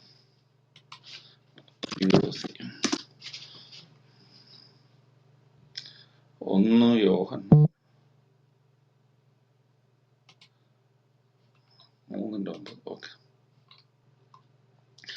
ദൈവത്തിൽ നിന്ന് ജനിച്ച ഒരുവനും പാപം ചെയ്യുന്നില്ല, കാരണം ദൈവചൈതന്യം അവനിൽ വസിക്കുന്നു. അവൻ ദൈവത്തിൽ നിന്ന് ജനിച്ചവനായതുകൊണ്ട് അവൻ പാപം ചെയ്യാൻ അവന് സാധ്യമല്ല. ദൈവ മക്കൾ ആരാണെന്നും പിശാചിന്റെ മക്കൾ ആരാണെന്നും അതിൽ വ്യക്തമാണ്. നീതി പ്രവർത്തിക്കാത്ത ഒരുവനും ദൈവത്തിൽ നിന്നുള്ളവനല്ല, തന്റെ സഹോദരനെ സ്നേഹിക്കാത്തവൻ അങ്ങനെ തന്നെ. ഇതാണ് വചനം. എന്താണ് പാസ്റ്റർ ഉദ്ദേശിച്ചത്? 9-ാം വാക്യത്തിൽ കൃത്യമായിട്ട് പറയുന്നത് ആരെ കുറിച്ചായിരിക്കും? അപ്പോ പാപം ചെയ്യാൻ കഴിയില്ലെന്ന് പറഞ്ഞത് ആരെ കുറിച്ചായിരിക്കും? യേശുക്രിസ്തുവിനെ കുറിച്ചെന്നാണോ പാസ്റ്റർ പറയുന്നത്? ഞാൻ വിശ്വസിക്കുന്നത് യേശുക്രിസ്തുവിനെ കുറിച്ചല്ല, സകല രക്ഷിക്കപ്പെട്ട മനുഷ്യരെ കുറിച്ചുമാണ്. എക്സാക്ട്ലി നമ്മെ കുറിച്ച്, എന്നെ കുറിച്ചും. ഡിസംബറിന് യേശു കർത്താവിന്റെ വചനത്താൽ, ആ രക്തത്താൽ പാപത്തിൽ നിന്ന് വിമോചനം ചെയ്യപ്പെടുന്ന ആ വിശ്വാസം സ്വീകരിച്ച ഒരു ദൈവവൈതലായതുകൊണ്ട് ഡിസംബറിനും ആ അവസ്ഥയിലേക്ക് ഉയരാം. ഞാനും അങ്ങനെയാണ്. അപ്പോ യെശയ്യാവിന് മാത്രമല്ല, നമുക്കും അതേ അവസ്ഥയുണ്ട്. പഴയ നിയമത്തിൽ മാത്രമല്ല, പുതിയ നിയമത്തിലും ദൈവം നമ്മെ അങ്ങനെ കാണുന്നുണ്ട്. പക്ഷെ അപ്പോ നമുക്കും ഈശോയ്ക്കും ഒരേ അവസ്ഥയെന്ന് പറയാൻ പറ്റുമോ? ഒരേ സ്റ്റേജിൽ അത് പറയാൻ പറ്റുമോ? അല്ല, ഞാൻ പറഞ്ഞു വരുന്നത് ഈ പുതിയ നിയമത്തില് നമുക്ക് ഡൗട്ടില്ല. കാരണം അത് ഓൾറെഡി തന്നെ യേശുവിന്റെ ക്രൂശുമരണം നടന്നു കഴിഞ്ഞു. അവിടെ നമുക്ക് ഒരു ചർച്ചയുടെ പ്രശ്നം വരുന്നില്ല. നമ്മളെല്ലാം അങ്ങനെയാണ്, അല്ലെങ്കിൽ നമ്മൾ ആ അവസ്ഥയിലെത്തും. അപ്പം ഇത് വേറെ ചോദ്യങ്ങളൊക്കെ ഉണ്ട്, താഴെ ഇരിക്കുന്നവർക്കൊക്കെ ഉണ്ട്. അത് നമ്മൾ പിന്നെ എപ്പോഴെങ്കിലും മാന്യമായി അഡ്രസ് ചെയ്യുന്നതായിരിക്കും. എന്തുകൊണ്ട് രക്ഷിക്കപ്പെട്ടവർ പാപം ചെയ്യുന്നില്ലേ എന്നൊക്കെ ഉള്ള ചോദ്യമൊക്കെ ഉണ്ട്. നമ്മൾ ഈ പോയിന്റിലേക്ക് തന്നെ ഞാൻ കോൺസെൻട്രേറ്റ് ചെയ്യാണ്. അപ്പൊ ഞാൻ എന്തിനാണ് ഈ വചനമൊക്കെ പറഞ്ഞെന്ന് പറഞ്ഞാൽ, പഴയ നിയമത്തിലെ ഒരു വിശ്വാസിയെ ദൈവത്തിന് പൂർണ്ണമായി നിർമ്മലീകരിക്കാനും പാപം ക്ഷമിക്കുവാനും കഴിയും. പൂർണ്ണം എന്ന വാക്ക് ഇവിടെ എഴുതിയില്ലെങ്കിലും തിയോളജിക്കൽ അണ്ടർസ്റ്റാൻഡിങ്ങിൽ ദൈവം പാപം ക്ഷമിച്ചു എന്ന്, പെർട്ടിക്കുലർ ആയിട്ട് ഒരു പാപം അല്ലെ ഇന്ന പാപം ക്ഷമിച്ചു എന്ന് പറയാതെ ദൈവം നിന്റെ പാപം ക്ഷമിച്ചിരിക്കുന്നു പറഞ്ഞാൽ അത് പൂർണ്ണ ക്ഷമയാണ്. നിന്റെ മാലിന്യം നീക്കപ്പെട്ടു എന്ന് പറഞ്ഞാൽ അത് പൂർണ്ണമായും, കാരണം ദൈവം ചെയ്യുന്നതെല്ലാം പൂർണ്ണതയാണ്. ഒരു തിയോളജിക്കൽ അണ്ടർസ്റ്റാൻഡിങ് ആണ്. പാസ്റ്റർ ചിലപ്പോൾ ഇതിന് എതിരഭിപ്രായം ഉണ്ടെങ്കിൽ പിന്നീട് പറയുമായിരിക്കും, എന്തുവാട്ടെ. അപ്പോ ഇതുകൊണ്ട് തന്നെ പരിശുദ്ധ കന്യാമറിയത്തിന്റെ അല്ലെങ്കിൽ മറിയത്തിന്റെ അതിൽ നിന്ന് സബ്സ്റ്റൻസ് എടുത്തു പോകും. നമ്മൾ ആദ്യമേ പറഞ്ഞു, മറിയമാണ് യേശുവിന്റെ ശരീരം സൃഷ്ടിച്ചത് എന്ന് നമ്മൾ പറയുന്നില്ല, ദൈവമാണ്. കാരണം എന്താണ്? അതിന് വചനമുണ്ട്, നിനക്കായി ഞാൻ ഒരു ശരീരം ഒരുക്കിയിരിക്കുന്നു എന്നാണ് പറയുന്നത്. എന്ന് പറഞ്ഞാൽ ലോഗോസിന് മാംസം ധരിക്കാൻ വേണ്ടി ഒരു ശരീരം ഒരുക്കിയിരിക്കുന്നു. അതിന്റെ ഇന്റർലീനിയനിലൊക്കെ പോയാൽ അങ്ങനെ തന്നെയാണ്. അല്ലാതെ ലോഗോസ് മാംസം ധരിച്ചു, വചനം മാംസമായി ഭൂമിയിൽ അവതരിച്ചു എന്ന് പറയുന്നത് പോലെ തന്നെ ലോഗോസിന് ഒരു ശരീരം ഒരുക്കി എന്ന് പറയുന്നത്. അപ്പൊ ഈ ശരീരം എവിടെ ഒരുക്കി എന്നുള്ളതാണ് പറയുന്നത്. രണ്ട് ഓപ്ഷനാണുള്ളത്. ലോഗോസ് തന്നെ ഒരു ശരീരമായി മാറി വരിക. അപ്പൊ അവിടെ ശരീരം ഒരുക്കി എന്ന് പറയേണ്ട ആവശ്യമില്ല. ആദ്യത്തെ വചനം മാംസമായി ഭൂമിയിൽ അവതരിച്ചു എന്ന് പറഞ്ഞാൽ മതി. ഇതാണ് ഫണ്ടമെന്റൽ ബേസ്. ഈ കാര്യത്തിൽ ഒരു സംശയമില്ല. പക്ഷെ ഇവിടെ ഒരു ശരീരം മാംസമായി വരാൻ വേണ്ടി ഒരു ശരീരം ഒരുക്കി. നമ്മൾ വസ്ത്രം ധരിച്ചു എന്ന് പറഞ്ഞാൽ നമ്മൾ വസ്ത്രമായി തീർന്നു എന്നല്ല അതിന്റെ അർത്ഥം. അപ്പം ഒരു ശരീരം സ്വീകരിക്കുകയാണ്. അപ്പൊ ഈ ശരീരം സ്വീകരിച്ചത് എവിടുന്നാണ് എന്നുള്ളതാണ് ക്വസ്റ്റ്യൻ. ഈ ക്വസ്റ്റ്യനുള്ള ഒരു പ്രശ്നം എന്ന് വെച്ചാൽ, ഈ പാപിനിയായ ഒരു സ്ത്രീയുടെ ശരീരം, ആദമിക സന്തതിയായ മറിയം പാപിനിയാണ്, ജന്മപാപമുള്ളവളാണ്. ശരീരം സ്വീകരിച്ചു കഴിഞ്ഞാൽ അതെങ്ങനെ ശരിയാകും? ഇവിടെയാണ് പ്രിയപ്പെട്ട സഹോദരന്മാരെ ദൈവത്തിന്റെ അനുദര സാധാരണമായ പ്രവർത്തി. കാരണം പുതിയ ആദമായ യേശു ക്രിസ്തു ഒരു ദൈവത്തിന്റെ അനുദര സാധാരണമായ പ്രവൃത്തിയാണ്. വചനം മാംസമായി ഭൂമിയിൽ വരുന്ന പുതിയ മനുഷ്യനായ പുതിയ ആദം, രണ്ടാമത്തെ ആദം അനുദസാണ്. ഇതേപോലെയുള്ള ഒരു അനുദര സാധാരണമായ പ്രവൃത്തി പരിശുദ്ധ കന്യാമറിയത്തിൽ നിന്ന് അല്ലെങ്കിൽ മറിയത്തിൽ നിന്ന് ശരീരം സ്വീകരിച്ച സമയത്ത് ദൈവം നടത്തി. എന്ത് ചെയ്തു? ദൈവത്തിന്റെ പരിശുദ്ധ കന്യാമറിയ സബ്സ്റ്റൻസ് നമുക്കറിയില്ല അതെങ്ങനെയാണ്. അബ്രഹാത്തിന്റെ സന്തതികളെ ഈ കല്ലിൽ നിന്ന് പോലും ഉണ്ടാക്കാൻ പറയുമെന്ന് സ്നേഹയോഹന്നാൻ പറയുമ്പോൾ അത് സത്യം തന്നെയാണ്.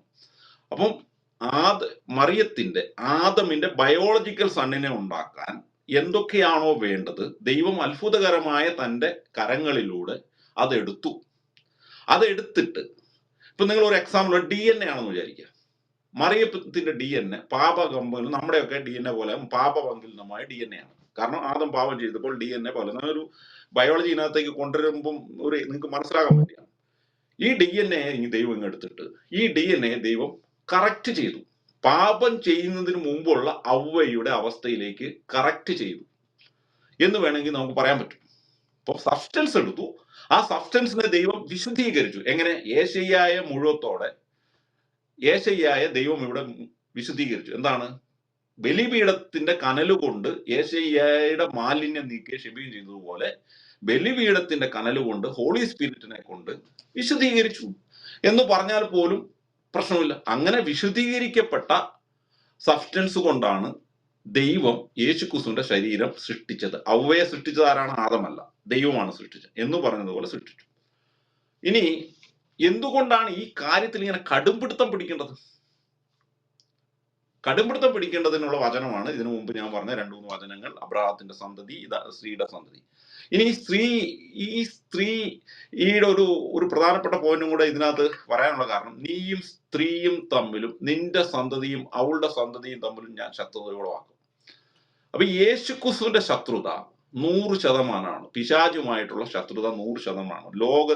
കോടാനുകൂടി ഒരു അംശത്തിൽ ഒരിക്കൽ പോലും പിശാചുമായിട്ട് യേശുക്രിസ്തു സഹകരിച്ചിട്ടില്ല. പിശാച് 100% തിന്മയാണെങ്കിൽ അതിന്റെ നേരെ ഓപ്പോസിറ്റ് ആണ് യേശു ക്രിസ്തു. അപ്പൊ ഈ അതേ ശത്രുത തന്നെയാണ് ഉൽപ്പത്തി പുസ്തകം 3-ാം അധ്യായം 15-ാം വാക്യത്തിൽ ആ സ്ത്രീയുടെ സന്തതിയുടെ അമ്മയായ സ്ത്രീയെയും ആരോപിച്ചിരിക്കുന്നത്. അപ്പൊ ഇവിടുത്തെ ഒരു ബൈബിളിൽ ഒരു എക്സെപ്ഷൻ, യേശുവിന്റെ ജന്മം സകല, ഇപ്പം ഞാൻ അവസാനിപ്പിക്കുകയാണ്. രാജു പാസ്റ്റർ ഇതിലായിരുന്നു പറഞ്ഞത്, കൊറിന്ത്യോസ് ചാപ്റ്റർ 9 പറഞ്ഞു, സ്ത്രീയിൽ നിന്ന് ജനിക്കുന്നവല്ല സകല മനുഷ്യരും പാപികളാണ്.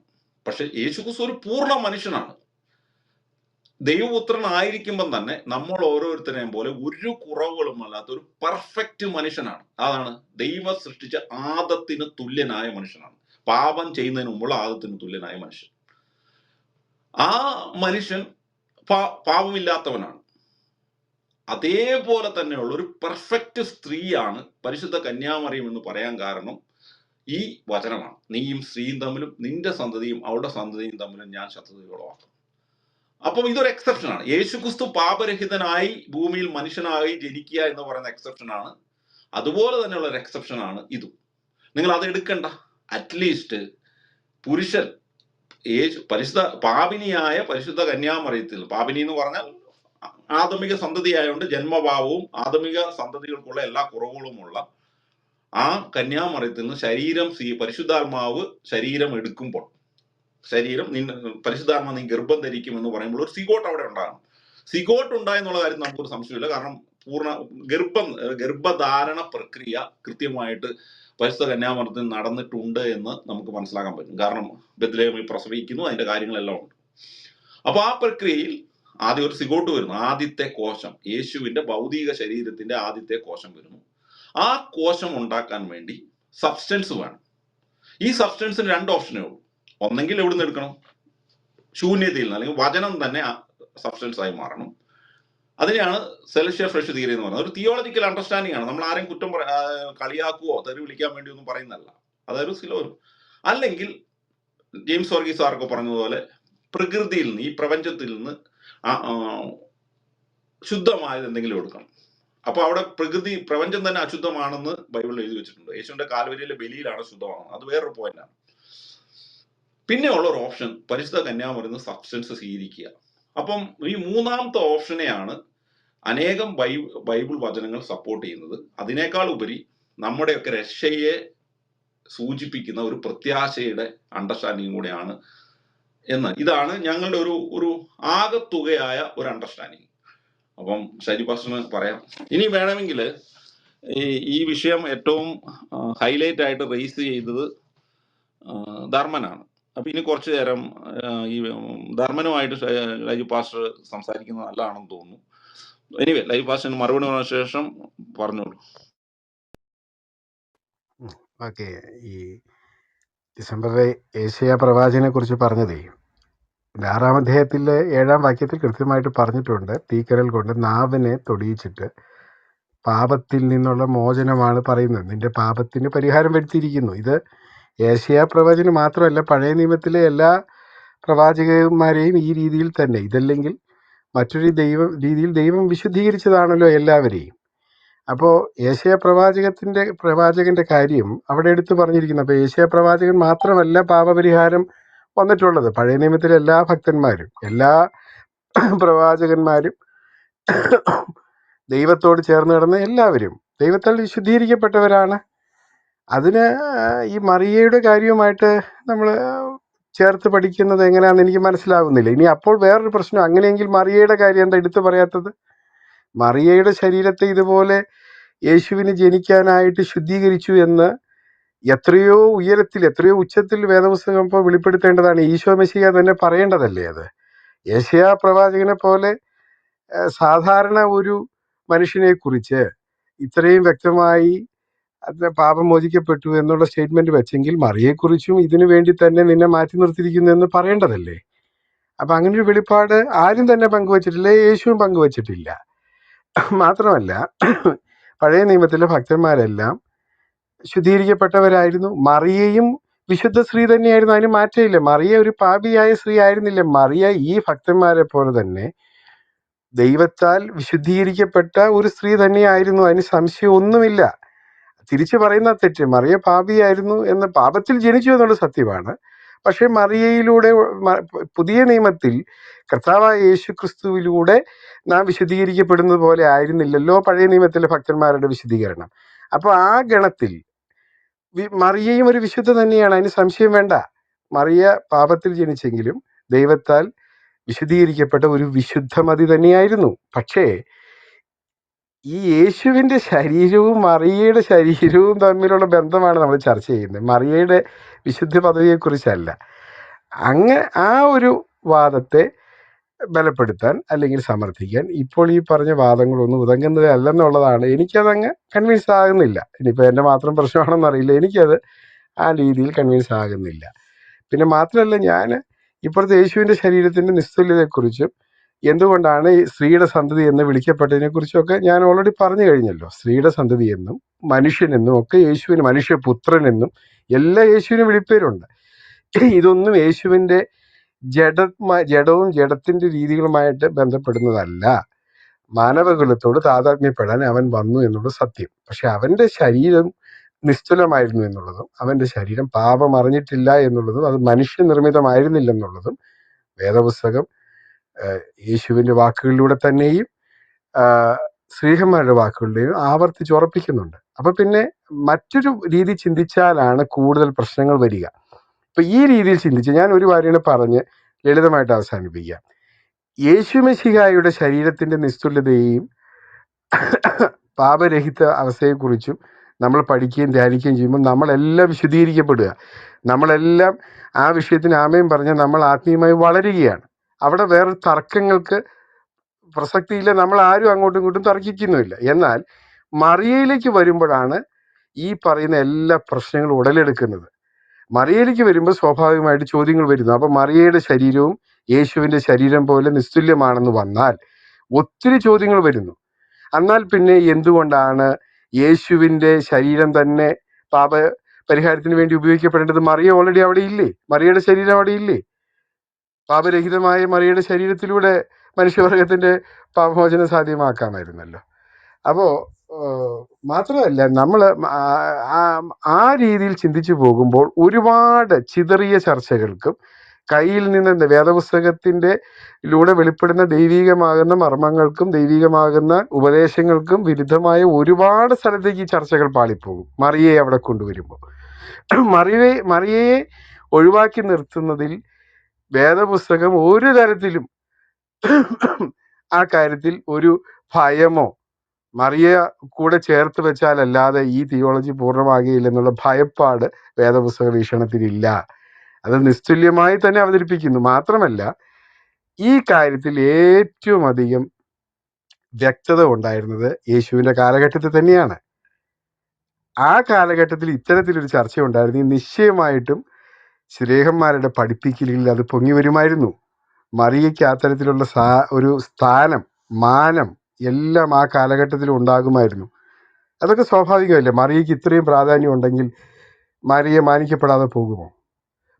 വെറും ഒരു മനുഷ്യനായ പത്രോസ്, കർത്താവിനെ തള്ളിപ്പറഞ്ഞ പത്രോസ്, പക്ഷെ കർത്താവിന്റെ കർത്താവിൽ നിന്ന് നേരിട്ട് ഒരു വിശിഷ്ടമായ അധികാരം പ്രാപിച്ച പത്രോസിനെ കുറിച്ച് ഇത്ര ശ്രേഷ്ഠകരമായി വേദപുസ്തകത്തിൽ പറയുകയും പത്രോസിന്റെ ശുശ്രൂഷകളെക്കുറിച്ചും അവന്റെ പിന്നീടുള്ള ജീവിതത്തെക്കുറിച്ചും വളരെയധികം ഫോളോ ചെയ്യപ്പെടുകയും ചെയ്തെങ്കിൽ മറിയ എത്ര അധികമായിട്ട് ചെയ്യപ്പെടുമായിരുന്നു ഈ ഒരു അവസ്ഥയിലായിരുന്നെങ്കിൽ.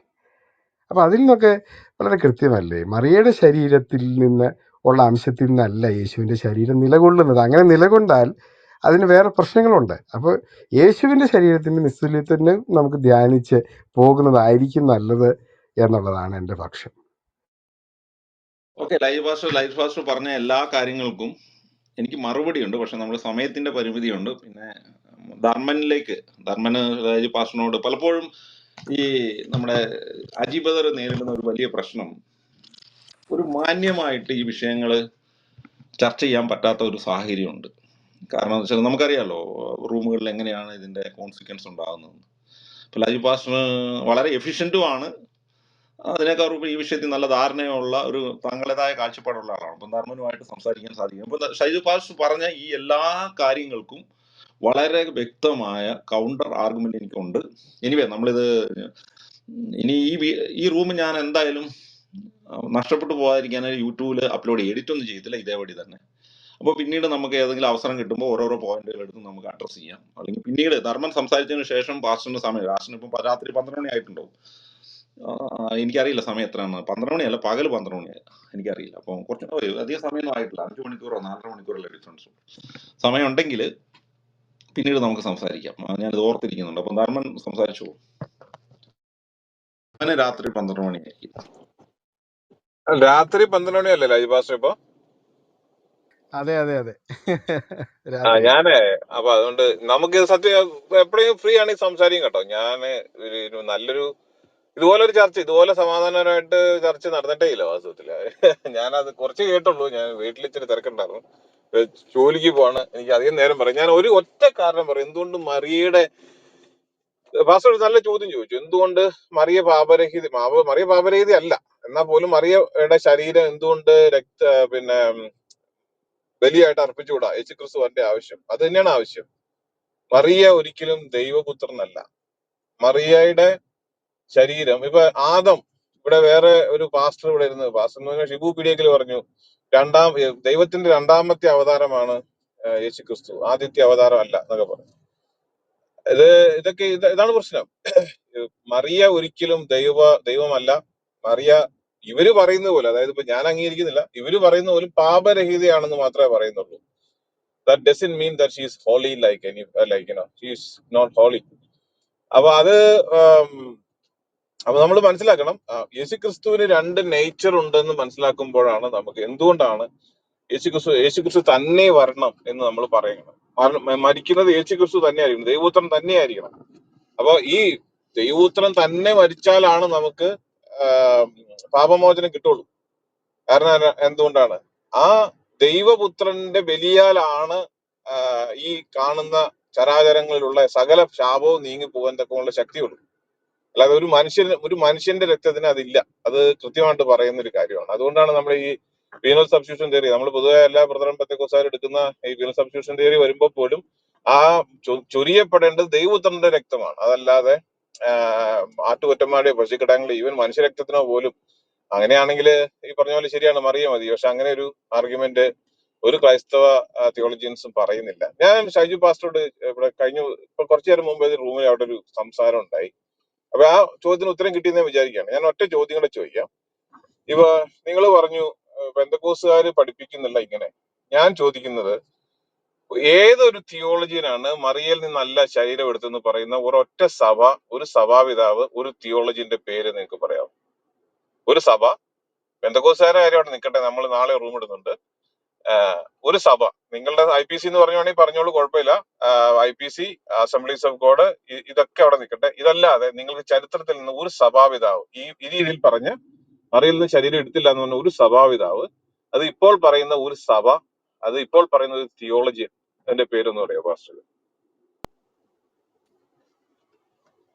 അങ്ങനെ ഇപ്പൊ ഈ ഞാൻ പറഞ്ഞല്ലോ, എനിക്ക് ഈ സഭ പിതാക്കന്മാർ എന്ത് പറഞ്ഞു പഠിപ്പിച്ചു എന്നുള്ളതിനേക്കാൾ ഞാൻ എപ്പോഴും പറയുന്നൊരു വാക്ക്, ഈശോ മിശിഹായുടെ വെളിപ്പാടുകൾ, കർത്താവ് നമ്മളോട് നേരിട്ട് പറഞ്ഞത്, സ്ലീഹന്മാരിലൂടെ ഉറപ്പിക്കപ്പെട്ടത്, അതിലൂടെ നമുക്ക് അത്രയുള്ള പരിമിതി നിൽക്കാനാണ് ഞാൻ താല്പര്യപ്പെടുന്നത് കേട്ടോ. അത് ഇപ്പോൾ നിങ്ങൾ ആരെങ്കിലും പറയുക അതൊരു വലിയ പരിമിതിയാന്ന് പറഞ്ഞാൽ, എനിക്ക് എൻ്റെ ആത്മീയ ജീവിതത്തിൽ അതൊരു പരിമിതിയേ അല്ല. കർത്താവിനെ അറിയുന്നതിന് അത് പരിമിതിയല്ല. കർത്താവിനെ അറിയാൻ അത് മതി.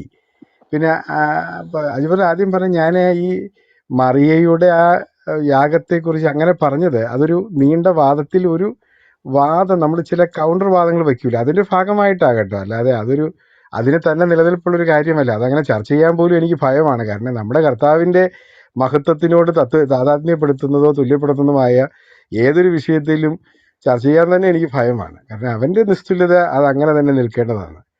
പിന്നെ ഒരു കാര്യം കൂടെ, ഇവിടെ കമന്റ് ഇടുന്നു, ആരോ പറഞ്ഞു മറിയയെ ഭാഗ്യവതി എന്ന് വിളിച്ചു എന്ന് പറഞ്ഞു. ശരിയാണ്. പക്ഷേ ലൂക്കോസിന്റെ സുവിശേഷം 11:27 പറയുന്നു, നീ ചുമന്ന ഉദരം, നീ കുടിച്ച മുലയും ഭാഗ്യമുള്ളത്. ഇതിനൊക്കെ അപ്പം നമ്മൾ എങ്ങനെയാ വ്യാഖ്യാനിക്കുന്നത്? ഭാഗ്യമുള്ളതെന്ന് പറഞ്ഞാൽ അതിനെന്താ സംശയം? പഴയ നിയമത്തിൽ എത്രയോ ഭാഗ്യവാന്മാരുണ്ട്.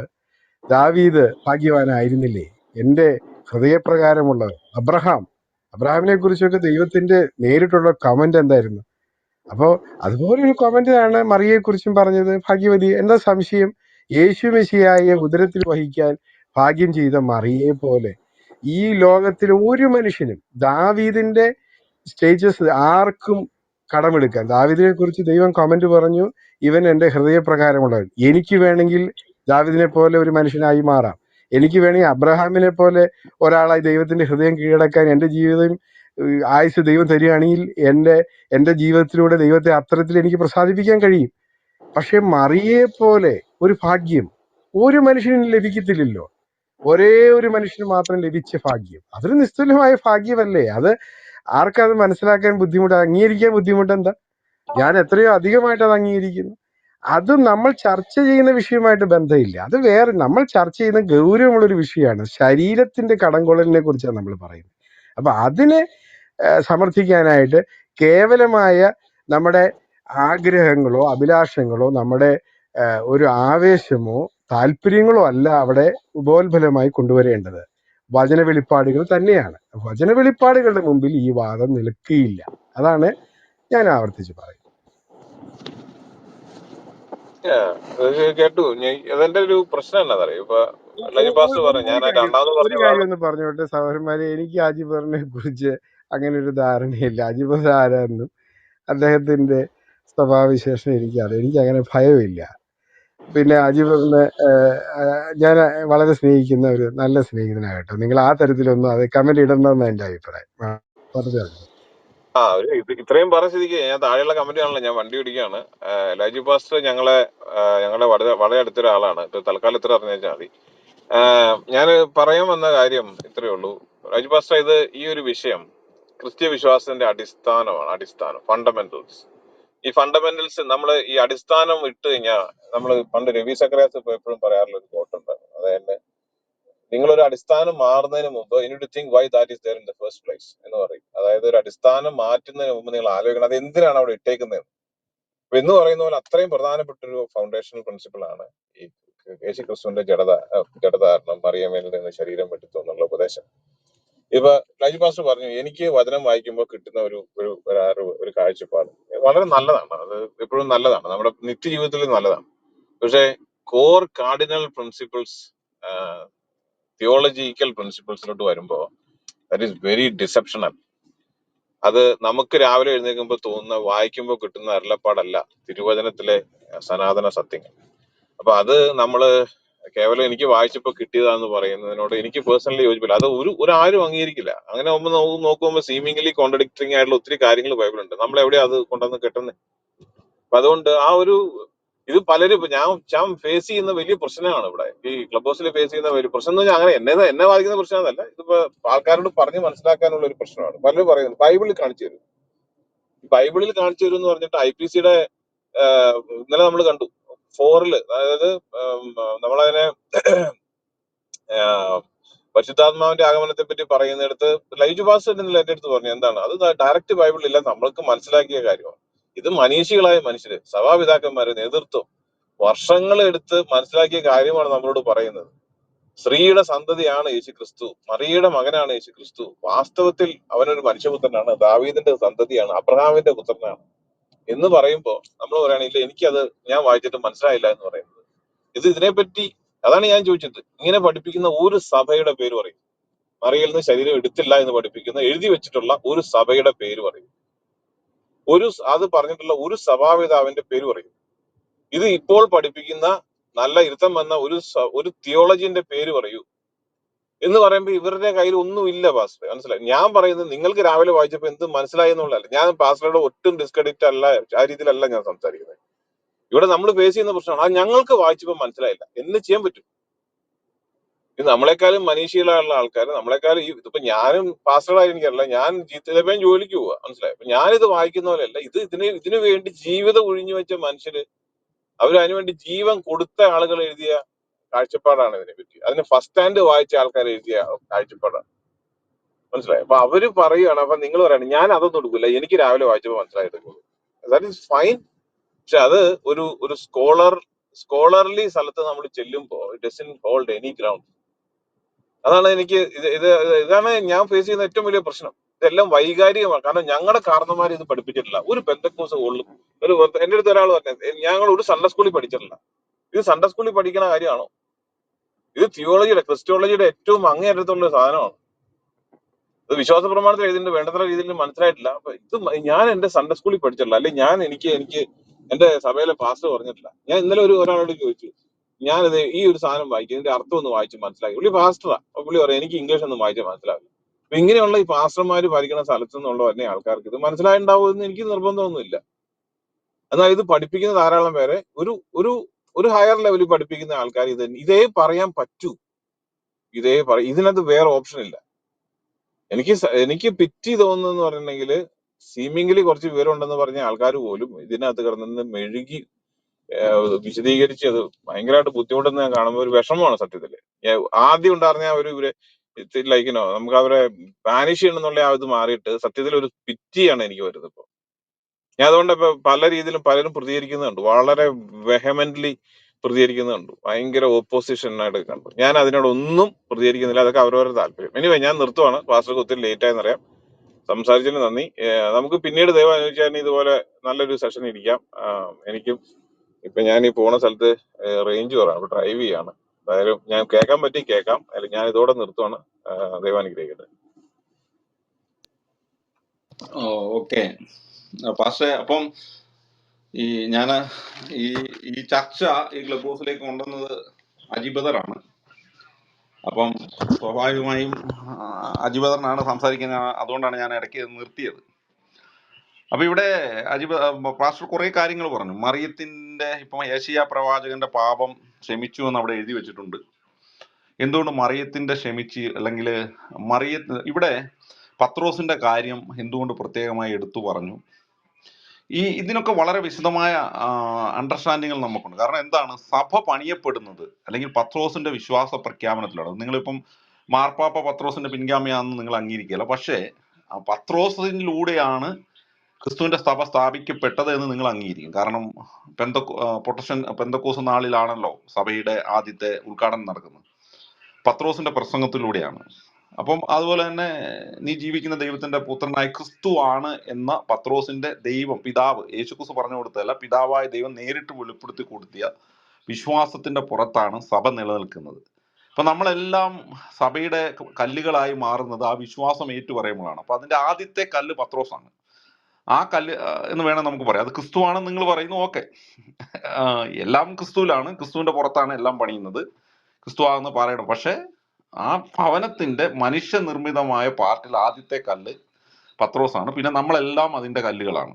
കാരണം നമ്മൾ ആ കല്ലായി മാറുന്നത് പത്രോസ് പറഞ്ഞ ആ വിശ്വാസ പ്രഖ്യാപനം, നീ ജീവിക്കുന്ന ദൈവത്തിന്റെ പുത്രനായ ക്രിസ്തു ആണെന്നുള്ള ഏറ്റുപറച്ചിലാണ് നമ്മൾ കല്ലായി മാറുന്നത്.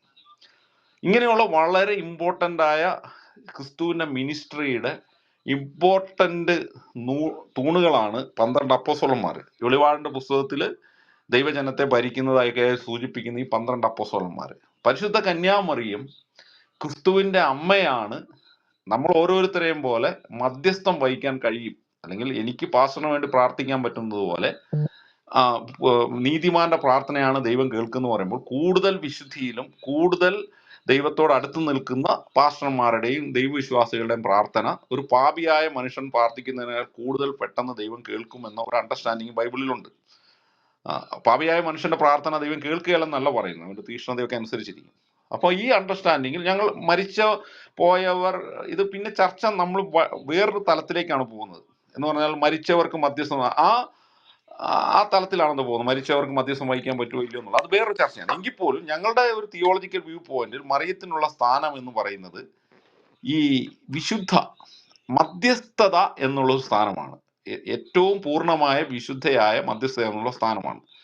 അതിൽ നിന്നുകൊണ്ടാണ് ഞങ്ങൾ മറിയത്തിനെ ബഹുമാനിക്കുന്നത്.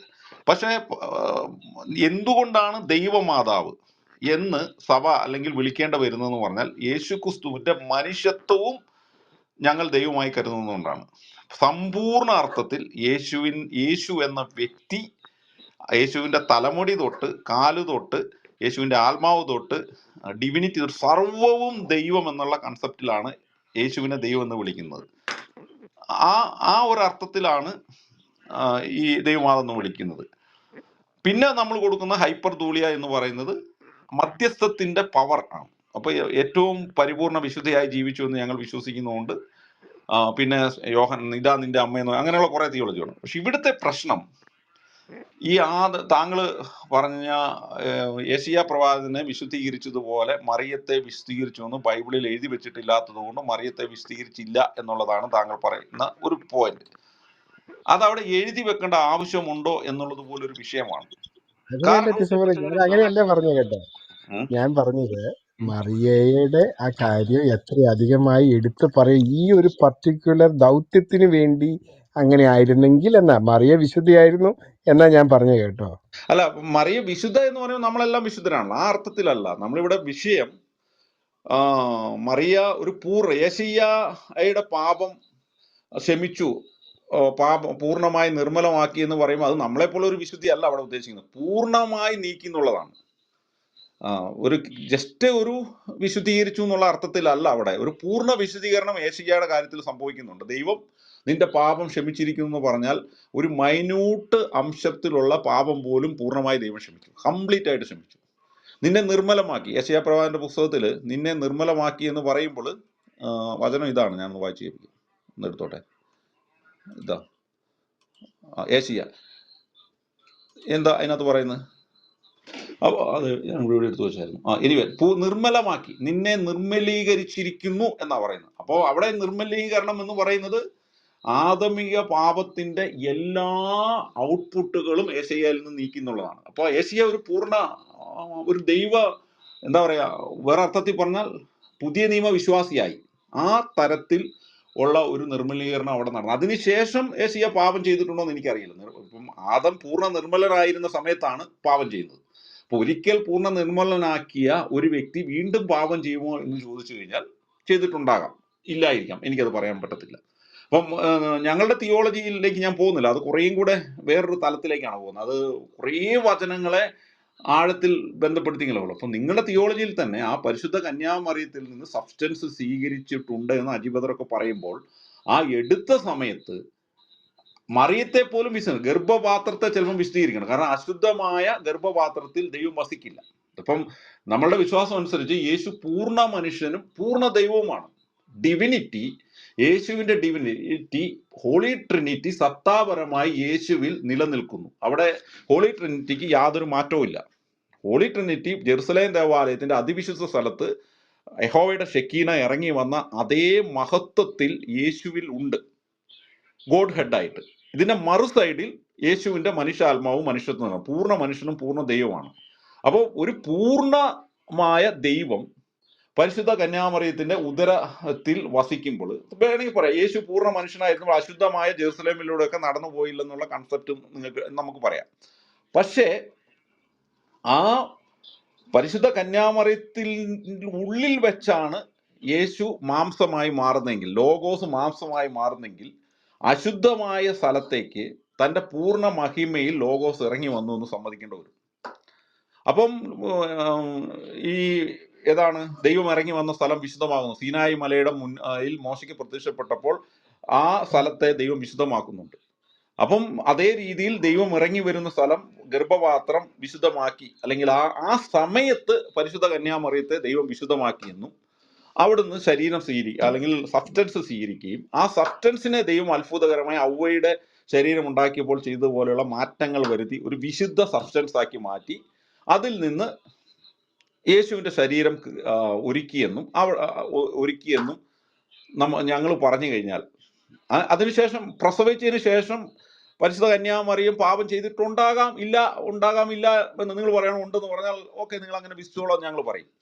അപ്പം ആ രീതിയിൽ എടുത്താൽ പോലും പരിശുദ്ധ കന്യാമറിയത്തിന് ശരീരം സ്വീകരിച്ചിട്ടില്ല എന്ന് നിർബന്ധം പിടിക്കേണ്ട ആവശ്യമുണ്ടോ എന്നാണ് എൻ്റെ ചോദ്യം.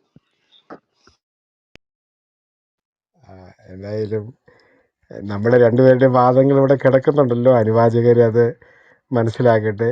ഡിസംബർ അങ്ങ് വിശ്വസിക്കുന്ന കാര്യങ്ങളും അങ്ങയുടെ പഠനങ്ങളും ഒക്കെ പറഞ്ഞു, ഞാൻ എൻ്റെ പഠനങ്ങൾ പറഞ്ഞു.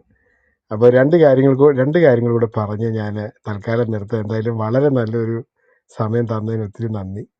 ദൈവം നമ്മെ ഒത്തിരി അനുഗ്രഹിക്കട്ടെ. ആഫ്റ്റർ ഓൾ എനിക്ക് ഒറ്റ പ്രാർത്ഥനയുള്ളൂ, നമ്മുടെ കർത്താവിൻ്റെ നാമം മഹത്വ കൊടുക്കണം. നമ്മളെല്ലാവരും ദൈവമക്കളായ അനുദിനം വളരണം. നമ്മളിലൂടെ എല്ലാം ദൈവരാജ്യം, ദൈവപ്രവൃത്തി ഈ ഭൂമിയിൽ സ്ഥാപിതമാകണം. കർത്താവിൻ്റെ നാമം വിശുദ്ധമാകണം. അത്രയേ ഉള്ളൂ പ്രാർത്ഥന. ഡിസംബറിൻ്റെ ഒരുപാട് പഠനങ്ങളോടും ആശയങ്ങളോടും എനിക്ക് വിയോജിപ്പുള്ളപ്പോൾ തന്നെ ദൈവം നിങ്ങളെ ഉപയോഗിക്കണം എന്ന് എന്നും പ്രാർത്ഥിക്കുന്നവരാണ്. ഞാൻ ഒരു ഒറ്റ 30 സെക്കൻഡ് ഒരു കാര്യം പറഞ്ഞോട്ടെ. പ്രിയപ്പെട്ട സഹോദരന്മാരെ, ഇനി ഇവിടെ വെച്ച് പരിശുദ്ധ കന്യാമറിയത്തിൽ നിന്ന് യേശുക്രിസ്തു ശരീരം സ്വീകരിച്ചു എന്ന് സ്ഥാപിച്ചാൽ പോലും, അല്ലെങ്കിൽ 100% കൺവിൻസിങ് ആയി എനിക്ക് പറയാൻ കഴിഞ്ഞാൽ പോലും, നിങ്ങൾ ക്രിസ്തുവിനെ യഥാർത്ഥത്തിൽ ജീവിച്ചില്ലെങ്കിൽ, ക്രിസ്തുവിനെ യഥാർത്ഥത്തിൽ കർത്താവും രക്ഷകനുമായി സ്വീകരിച്ച് വചനം ജീവിക്കാത്തൊരു വ്യക്തിയാണെങ്കിൽ നിങ്ങൾ രക്ഷ പ്രാപിക്കുകയില്ല എന്ന് ഉറച്ചു വിശ്വസിക്കുന്ന ഒരു സഭ അങ്ങനെ തന്നെയാണ് പഠിപ്പിക്കുന്നത്. അതുകൊണ്ട് ഈ ചർച്ചകളൊക്കെ നമുക്ക് നടത്താം. ലൈഫ് ഫാസ്റ്റർ പറഞ്ഞ പോലെ ഇതൊക്കെ നമുക്ക് വളരാൻ നമുക്ക് സഹായകമാണ്. ഇതിനൊക്കെ വലിയ തിയോളജിക്കൽ മീനിങ്സും ഉണ്ട്. പക്ഷെ ഇതിൻ്റെ എല്ലാം മുകളിലാണ് ക്രിസ്തു കർത്താവിനെ കർത്താവും രക്ഷകനുമായി ഏക രക്ഷകനായി സ്വീകരിക്കുക എന്നുള്ളത്. ഇത് ലൈവ് പാസ്റ്ററിനോടൊപ്പം ഒന്ന് ഇടയ്ക്ക് കയറി പറയേണ്ടത് അനിവാര്യമാണ് എന്നുള്ളത് കൊണ്ട് ഞാൻ പറഞ്ഞതാണ്. സോറി പാസ്റ്റർ കണ്ടിന്യൂ ചെയ്തു. അത് കുഴപ്പമില്ല, അത് നന്നായിരുന്നു. അപ്പോൾ ഇവിടെ അജിബദ പറഞ്ഞ ഒരു കാര്യം കൂടെ ഒന്ന് പറഞ്ഞോട്ടെ. ഈ വേദപുസ്തകത്തിലെ എല്ലാ കാര്യത്തിനും നേരിട്ടുള്ള വാക്യം ഇല്ലെങ്കിൽ പോലും ഞാൻ വീണ്ടും ആവർത്തിച്ച് പറയുന്നു, പഴയ നിയമത്തിൽ വെളിപ്പെട്ടതും അംശമായി വെളിപ്പെട്ടതും നമ്മുടെ വാഴ്ത്തപ്പെട്ട കർത്താവ് തിരുവാകൊണ്ട് നമ്മെ നേരിട്ട് പഠിപ്പിച്ചതും പൂർത്തി വരുത്തിയതും ശ്ലീഹന്മാർ കൂടുതൽ വെളിപ്പെടുത്തിയതും കർത്താവിൻ്റെ വെളിപ്പാടിനെ അല്പം കൂടെ വിശദീകരിച്ചതുമായ ഒരു സത്യങ്ങൾ, അത് നേരിട്ടുള്ള വാക്യങ്ങളിലൂടെ ആകണമെന്നില്ല. പക്ഷെ ആ സത്യങ്ങൾക്ക് വെളിയിൽ ഒരു ദൈവിക വചനത്തിൻ്റെ നിലനിൽപ്പില്ല എന്ന് വിശ്വസിക്കുന്ന ഒരാളാണ് ഞാൻ. അത് ആ കാര്യം അങ്ങനെ പറയുന്നു. ഇനി രണ്ടാമത്തെ കാര്യം പറഞ്ഞ് ഞാൻ നിർത്തുന്നത്, ഈ കർത്താവിൻ്റെ ശരീരത്തെക്കുറിച്ച് ഒരു വാക്യം കൂടെ പറഞ്ഞ് ഞാൻ നിർത്തുന്നു. അത് 1 ജോൺ ചാപ്റ്റർ 4:2 ആണ്. 1 യോഹന്നാൻ 4:2. അതിനകത്ത് ആ വാക്യത്തിൽ ഇങ്ങനെയാണ് രേഖപ്പെടുത്തിയിരിക്കുന്നത്: ദൈവാത്മാവിനെ ഇതിനാൽ അറിയാം, യേശു ക്രിസ്തു ജഡത്തിൽ വന്നു എന്ന് സ്വീകരിക്കുന്ന ആത്മാവൊക്കെയും ദൈവത്തിൽ നിന്നുള്ളത്. അപ്പം അതിൽ ജഡത്തിൽ വന്നു എന്നുള്ളതിൻ്റെ മൂലഭാഷയിൽ എർച്ചോമായി എന്നൊരു വാക്കാണ്. എർച്ചോമായി, അതിൻ്റെ അർത്ഥം ഹാവിങ് കംസ്. അപ്പം ജഡം, യേശു കർത്താവിൻ്റെ ജഡം ഏത് രീതിയിൽ വന്നു എന്നുള്ളത് വളരെ കൃത്യമായി അവിടെ നമുക്ക് മനസ്സിലാകുന്ന രീതിയിൽ പറയുന്നുണ്ട്. അപ്പം ജഡത്തിൽ വെളിപ്പെട്ടു, ജഡം അത് ഏത് രീതിയിൽ വന്നു എന്നുള്ളത് ഒരുപാട് വാക്യങ്ങളുടെ അകമ്പടിയിൽ നമുക്കത് മനസ്സിലാക്കാം. ഞാൻ ഒരു വാക്യം കൂടെ പറഞ്ഞതേ ഉള്ളൂ. പിന്നീടുള്ള ചർച്ചകൾ ദൈവം സാധ്യമാക്കട്ടെ. കൂടുതൽ വാക്യങ്ങൾ എനിക്കറിവുള്ളത് ഞാൻ പറയാം. വീണ്ടും ഞാൻ പറയുന്നു, താഴെ ഇരിക്കുന്ന കേൾവിക്കാരോട് പറയുന്നു, ഇത് ആര് ജയിക്കുന്നു എന്നുള്ളതല്ല വിഷയം.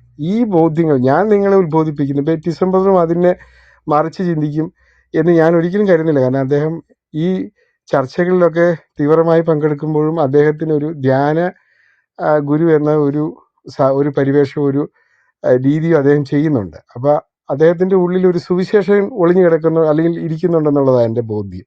ഞങ്ങളെല്ലാം ആത്യന്തികമായി ആഗ്രഹിക്കുന്ന ഈ ചർച്ചകളിലൂടെ പരിമിതമായ രീതിയിലാണെങ്കിൽ അറിവുകൾ പറഞ്ഞു വെക്കുമ്പോൾ നിങ്ങളും ആ വിഷയത്തെക്കുറിച്ച് കൂടുതൽ പ്രാർത്ഥിക്കുകയും കൂടുതൽ ദൈവ സാന്നിധ്യത്തെ തേടുകയും ദൈവാത്മാവിൽ ശരണപ്പെടുകയൊക്കെ ചെയ്യുമ്പോൾ ദൈവാത്മാവ് നിങ്ങളെയും ബോധ്യപ്പെടുത്തും. ഇത് തർക്കിച്ച് ജയിക്കേണ്ടതല്ല. ഇപ്പോൾ ഞാൻ തർക്കിച്ച് എൻ്റെ ഒരു വാദം നിങ്ങളെ അടിച്ചേൽപ്പിച്ചാൽ ഞാൻ ജയിച്ചു എന്ന് വരാം, പക്ഷേ ക്രിസ്തു അവിടെ പരാജയപ്പെടും. ആത്യന്തികമായി നമ്മളിലൂടെയും നമ്മുടെ വാക്കുകളിലൂടെയും ഒക്കെ ജയിക്കേണ്ടത് കർത്താവിൻ്റെ നാമമാണ്. അപ്പോൾ ഞാൻ ഡിസംബറിനെ ഒത്തിരി അഭിനന്ദിക്കുകയും അനുഗ്രഹിക്കുകയും ചെയ്യുന്നു. ദൈവം ഒത്തിരി ശക്തിപ്പെടുത്തട്ടെ. ഇതുവരെ കേട്ട എല്ലാവർക്കും നന്ദി. അജിബറിന് ഒത്തിരി നന്ദി. ദൈവം ഒത്തിരി അനുഗ്രഹിക്കട്ടെ. Thank you Laiju pastor. Thank you. Okay, Dharman എന്തെങ്കിലും പറയുന്നുണ്ടോ? ഇനി താഴെ ഇരിക്കുന്ന ആളുകൾക്ക് കയറി വരാം. ലജു പാസ്റ്റർ ഞാൻ ഇറങ്ങും. Okay, thank U. God bless you. Okay. അപ്പം ഈ വിഷയങ്ങളെ നമുക്ക് ഓരോരോ പോയിന്റുകൾ എടുത്ത് ചർച്ച ചെയ്ത് വലിയൊരു, ഈ ധർമ്മനൊക്കെ പറയുന്ന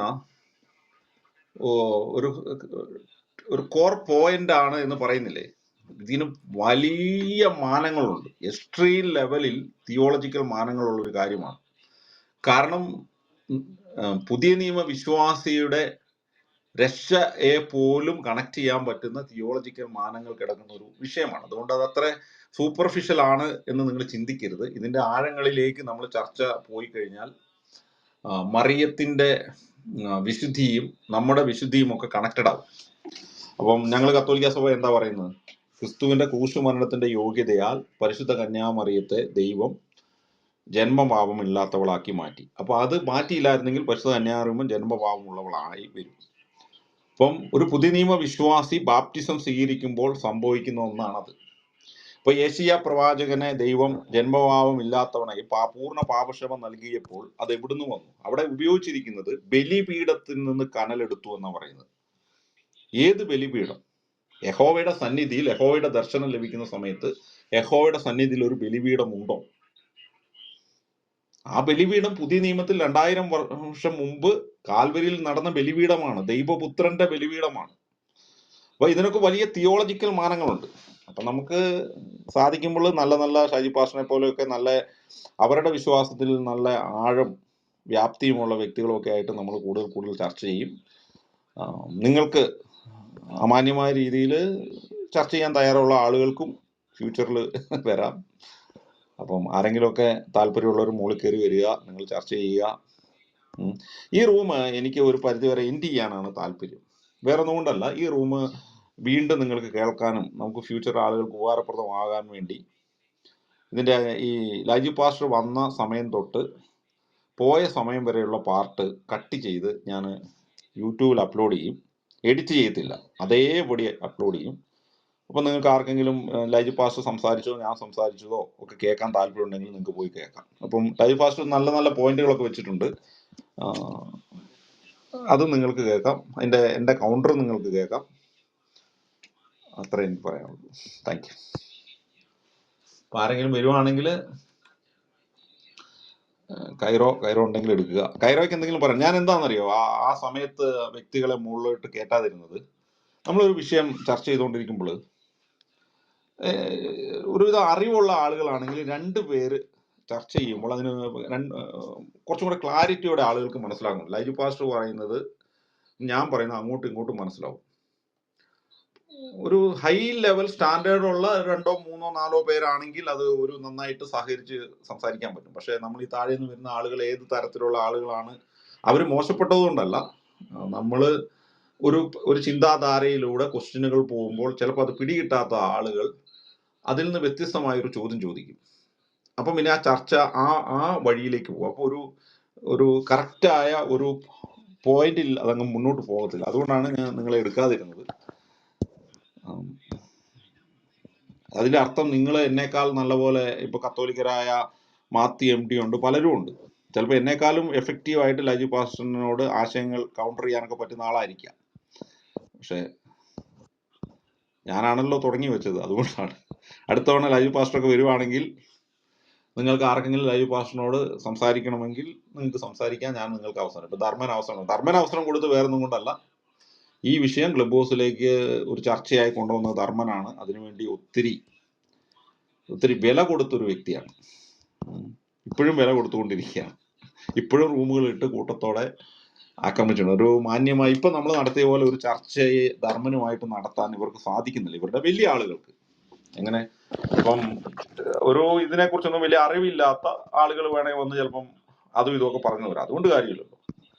ഇത് തെറ്റാണെന്ന് ഇവരെ പഠിപ്പിക്കുന്ന ഷിമോൻ തങ്കപ്പനെ പോലെയോ ഒക്കെയുള്ള ആളുകൾ ഇപ്പൊ ലൈജു പാസ്റ്ററൊക്കെ ചെയ്ത പോലെ ശാന്തമായിട്ട് സ്നേഹത്തിൽ ധർമ്മനുമായിട്ട് ഒരു ചർച്ചയ്ക്ക് തയ്യാറാകുന്നത് നമ്മൾ കാണുന്നില്ല. അത് പിന്നെ പരിഹാസങ്ങളും കളിയാക്കലുകളും, പിന്നെ ധർമ്മന്റെ ശൈലിയിൽ തിരിച്ചടിക്കും. അവര് പിന്നെ തെറിയാവും, ബഹളമാവും. അങ്ങനെയാണ് ഇത് മുന്നോട്ട് പോകുന്നത്. അതേ സ്ഥാനത്ത് ശാന്തമായിട്ട് ഇപ്പൊ ലൈജു പാസ്റ്റർ തന്നെ ഒരു ക്ലാസിക്കൽ എക്സാമ്പിൾ ആണ് കേട്ടോ. ഞാൻ പോലും അല്ല, ലൈജു പാസ്റ്റർ അതുപോലെ ഒരു പാസ്റ്ററിന്റെ ആ മഹിമ കാണിച്ചുകൊണ്ട് ശാന്തമായി സംസാരിച്ചു കഴിഞ്ഞാൽ ധർമ്മൻ പറയുന്ന ആർഗ്യുമെന്റുകളുടെ കൗണ്ടർ എന്താണെന്നും ധർമ്മൻ അവിടെ ശാന്തത വെടിഞ്ഞ് പാളിപ്പോകുന്നുണ്ടോ എന്നും ഒക്കെ നമുക്ക് മനസ്സിലാവും. പക്ഷെ ഇവിടെ എപ്പോഴും വൈകാരികത വരികയും ഈ ആശയങ്ങളെക്കാൾ ഉപരി വൈകാരിക സമീപനങ്ങൾ വരികയും ചെയ്യും. ഇതിപ്പോൾ ശ്രീമോൻ തങ്കപ്പന്റെ ഒക്കെ സംസാരത്തിന്റെ ഏറ്റവും വലിയ പ്രത്യേകത ആശയങ്ങളെയൊക്കെ ഉപരി എന്തോ വലിയ വൈകാരികമായി ആ കാര്യങ്ങളെ നേരിടുന്ന ഒരു അപ്രോച്ചാണ്. അപ്പം അത് കേൾവിക്കാർക്ക് പലപ്പോഴും സംശയങ്ങൾക്കിടയാക്കും. അത്രേ എനിക്ക് പറയാനുള്ളൂ. അപ്പൊ ഞാനൊരു ചെറിയൊരു സംശയം ചോദിച്ചോട്ടെ? ഇന്നിവിടെ നടന്ന ചർച്ചേനെ ബേസ് ചെയ്തിട്ടാണ് അതിനകത്ത് നമ്മളുടെ ബൈബിളിൽ പറയുന്നുണ്ട് ഈശോ തന്നെ തന്നെ താഴ്ത്തി ദാസന്റെ രൂപം സ്വീകരിച്ചു എന്നുള്ളൊരു കാര്യം. ഇവിടെ ഈശോ സ്വീകരിച്ചിരിക്കുന്ന ഒരു രൂപത്തെ പറ്റി പറയുന്നുണ്ട്. ആ ഒരു രൂപം സെലസ്റ്റിയർ ഫ്ലഷ് തിയറിക്ക് എതിരല്ലേ? ബൈബിളിനെ കോൺട്രഡിക്ട് ചെയ്യുന്നുണ്ടോ? ഇല്ല, അവിടെ നമുക്ക് വേണേ ഇങ്ങനെ എടുക്കാമല്ലോ. ഒരു ആദത്തെ ദൈവം സൃഷ്ടിച്ചതുപോലെ ഒരു പുതിയ ആദം, മനുഷ്യവംശവുമായിട്ട് ബന്ധമില്ലാത്ത ഒരു ആദത്തിന്റെ പരിമിതിയിലേക്ക്, അവിടെ സജിപാസിന്റെ സംസാരത്തിൽ ഒരു തെറ്റിദ്ധാരണ ഉണ്ടാകുന്ന ഒരു കാര്യമുണ്ട്. അത് പുള്ളി ഉദ്ദേശിച്ചിട്ടില്ല എന്ന് ഞാൻ കരുതുന്നത്. പക്ഷെ കേൾവിക്കാർക്ക് ചിലപ്പോൾ ഒരു തെറ്റിദ്ധാരണ ഉണ്ടാവും. ഞാൻ പിന്നെ അജി വന്നുകൊണ്ട് ഞാൻ അതിനെ അഡ്രസ് ചെയ്തില്ല, അജിക്ക് വിട്ട് സമയം കൊടുത്തതുകൊണ്ട്. ഈ യേശു ക്രിസ്തു നമ്മളെ പോലെ പൂർണ്ണമായ അല്ലെങ്കിൽ പാപം ചെയ്യുന്നതിന് മുമ്പുള്ള ആദത്തിന് തുല്യനായിരുന്നോ എന്നുള്ളൊരു ക്വസ്റ്റ്യൻ ഉണ്ട്. അതെങ്ങനെയാണ് ഇവർ കാണുന്നതെന്ന് എനിക്കറിയില്ല. ഈ അൻലസ് നായരൊക്കെ അങ്ങനെ അല്ല കാണുന്നതെന്നാണ് എൻ്റെ ഒരു അണ്ടർസ്റ്റാൻഡിങ്. അപ്പം അങ്ങനെയാണ് കാണുന്നതെങ്കിൽ പൂഴിയിൽ നിന്ന് ആദത്തെ ദൈവം സൃഷ്ടിച്ചു, അതിന് അതേ മാനുഷികതയുള്ള മറ്റൊരു മനുഷ്യനെ, യേശുവിനെ ദൈവത്തിന് മനുഷ്യവംശവുമായി ബന്ധമില്ലാതെ അല്ലെങ്കിൽ സൃഷ്ടിച്ചുകൂടെ അപ്പം എന്നൊരു ചോദ്യമുണ്ട്. സൃഷ്ടിക്കാൻ പറ്റുമെന്നാണ് അതിന് ഉത്തരം. ലോഗോസിന് അല്ലെങ്കിൽ ആത്മാവിന് മാംസമായി പഴയ ആദത്തിന് തുല്യമായ മാംസരൂപം ധരിക്കാൻ പറ്റില്ല എന്നാണ് ചോദ്യം. അതിന് ഉത്തരം പറ്റുമെന്നാണ്. അപ്പൊ പിന്നെ ആ പ്രശ്നം സോൾവ് ആയി. അപ്പോഴും ഡിസിന്റെ ഈ ദാസന്റെ രൂപം സ്വീകരിച്ചു എന്നല്ലേ പറഞ്ഞിരിക്കുന്നത്? എന്താണെന്ന് സ്വീകരിച്ചു എന്ന് പറയുമ്പോഴാണ് ഈ പ്രശ്നം വരുന്നത്. ഞാനവിടെ റേസ് ചെയ്തായിരുന്നല്ലോ ആ പോയിന്റ്. നിനക്കായി ഒരു ശരീരം ഒരുക്കിയിരിക്കുന്നു. അപ്പൊ ഇവിടെ വെള്ളം ഐസാകുന്നു. വെള്ളം വെള്ളം എന്ന് പറയുന്ന വെള്ളത്തിന് ഒരു ഫ്രീ വീലൊക്കെ ഉണ്ടെന്ന് വിചാരിക്കുക. വെള്ളം ഒരു ഫ്രീസറിൽ കയറി സ്വയം ഐസായി മാറിക്കഴിഞ്ഞാൽ നമുക്ക് വേണേൽ പറയത്തില്ലേ, വെള്ളം ഐസിന്റെ രൂപം സ്വീകരിച്ചു എന്ന് വേണേൽ പറയത്തില്ലേ? വേണമെങ്കിൽ പറയാം.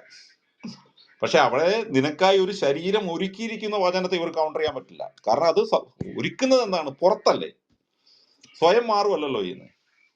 ആ വചനത്തെ ഇവർ കൗണ്ടർ ചെയ്യാൻ പറ്റില്ല.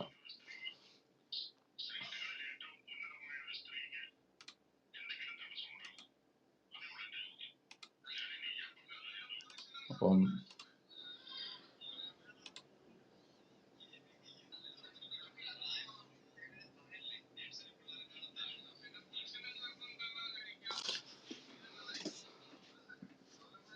നമുക്ക് റൂം എൻഡ് ചെയ്താലോ കൈറോ? ആരും മുകളിലോട്ട് വരുന്നില്ല. ആർക്കെങ്കിലും വരണമെങ്കിൽ വരാം കേട്ടോ. AB പാസ്റ്റർ കടയിലുണ്ട്. AB പാസ്റ്റർ ഫ്രീ ആണെങ്കിൽ കയറി വരാം. അല്ല, അവർക്ക് താല്പര്യം ഉണ്ടെങ്കിൽ ചർച്ച ചെയ്യാം, അത്രേ ഉള്ളൂ. നമ്മളായിട്ട് ഇങ്ങനെ മാത്യു നമ്മളെ ഞാനും ലൈജു പാഷും തമ്മിലുള്ള ചർച്ചയെ കുറിച്ച് താങ്കൾ എന്തായാലും ഒരു കത്തോലിക്ക വ്യൂ പോയിന്റിലേ കാണുകയുള്ളൂ. എങ്കിലും താങ്കളുടെ ഒരു നിർവചനം പറഞ്ഞു. ഞാൻ 5 മിനിറ്റ് ആള് കേറിയിട്ട് യൂട്യൂബിൽ അപ്ലോഡ് ചെയ്യാം, അന്നേരം കേൾക്കാം കേട്ടോ. അവിടെ അനിൽ നായർ അവിടുത്തെ CCC 423 എന്ന് പറഞ്ഞ റൂം ഇട്ടിട്ടുണ്ടെന്ന് തോന്നുന്നല്ലോ. അത് ഭയങ്കര വിവരക്കേടല്ലേ?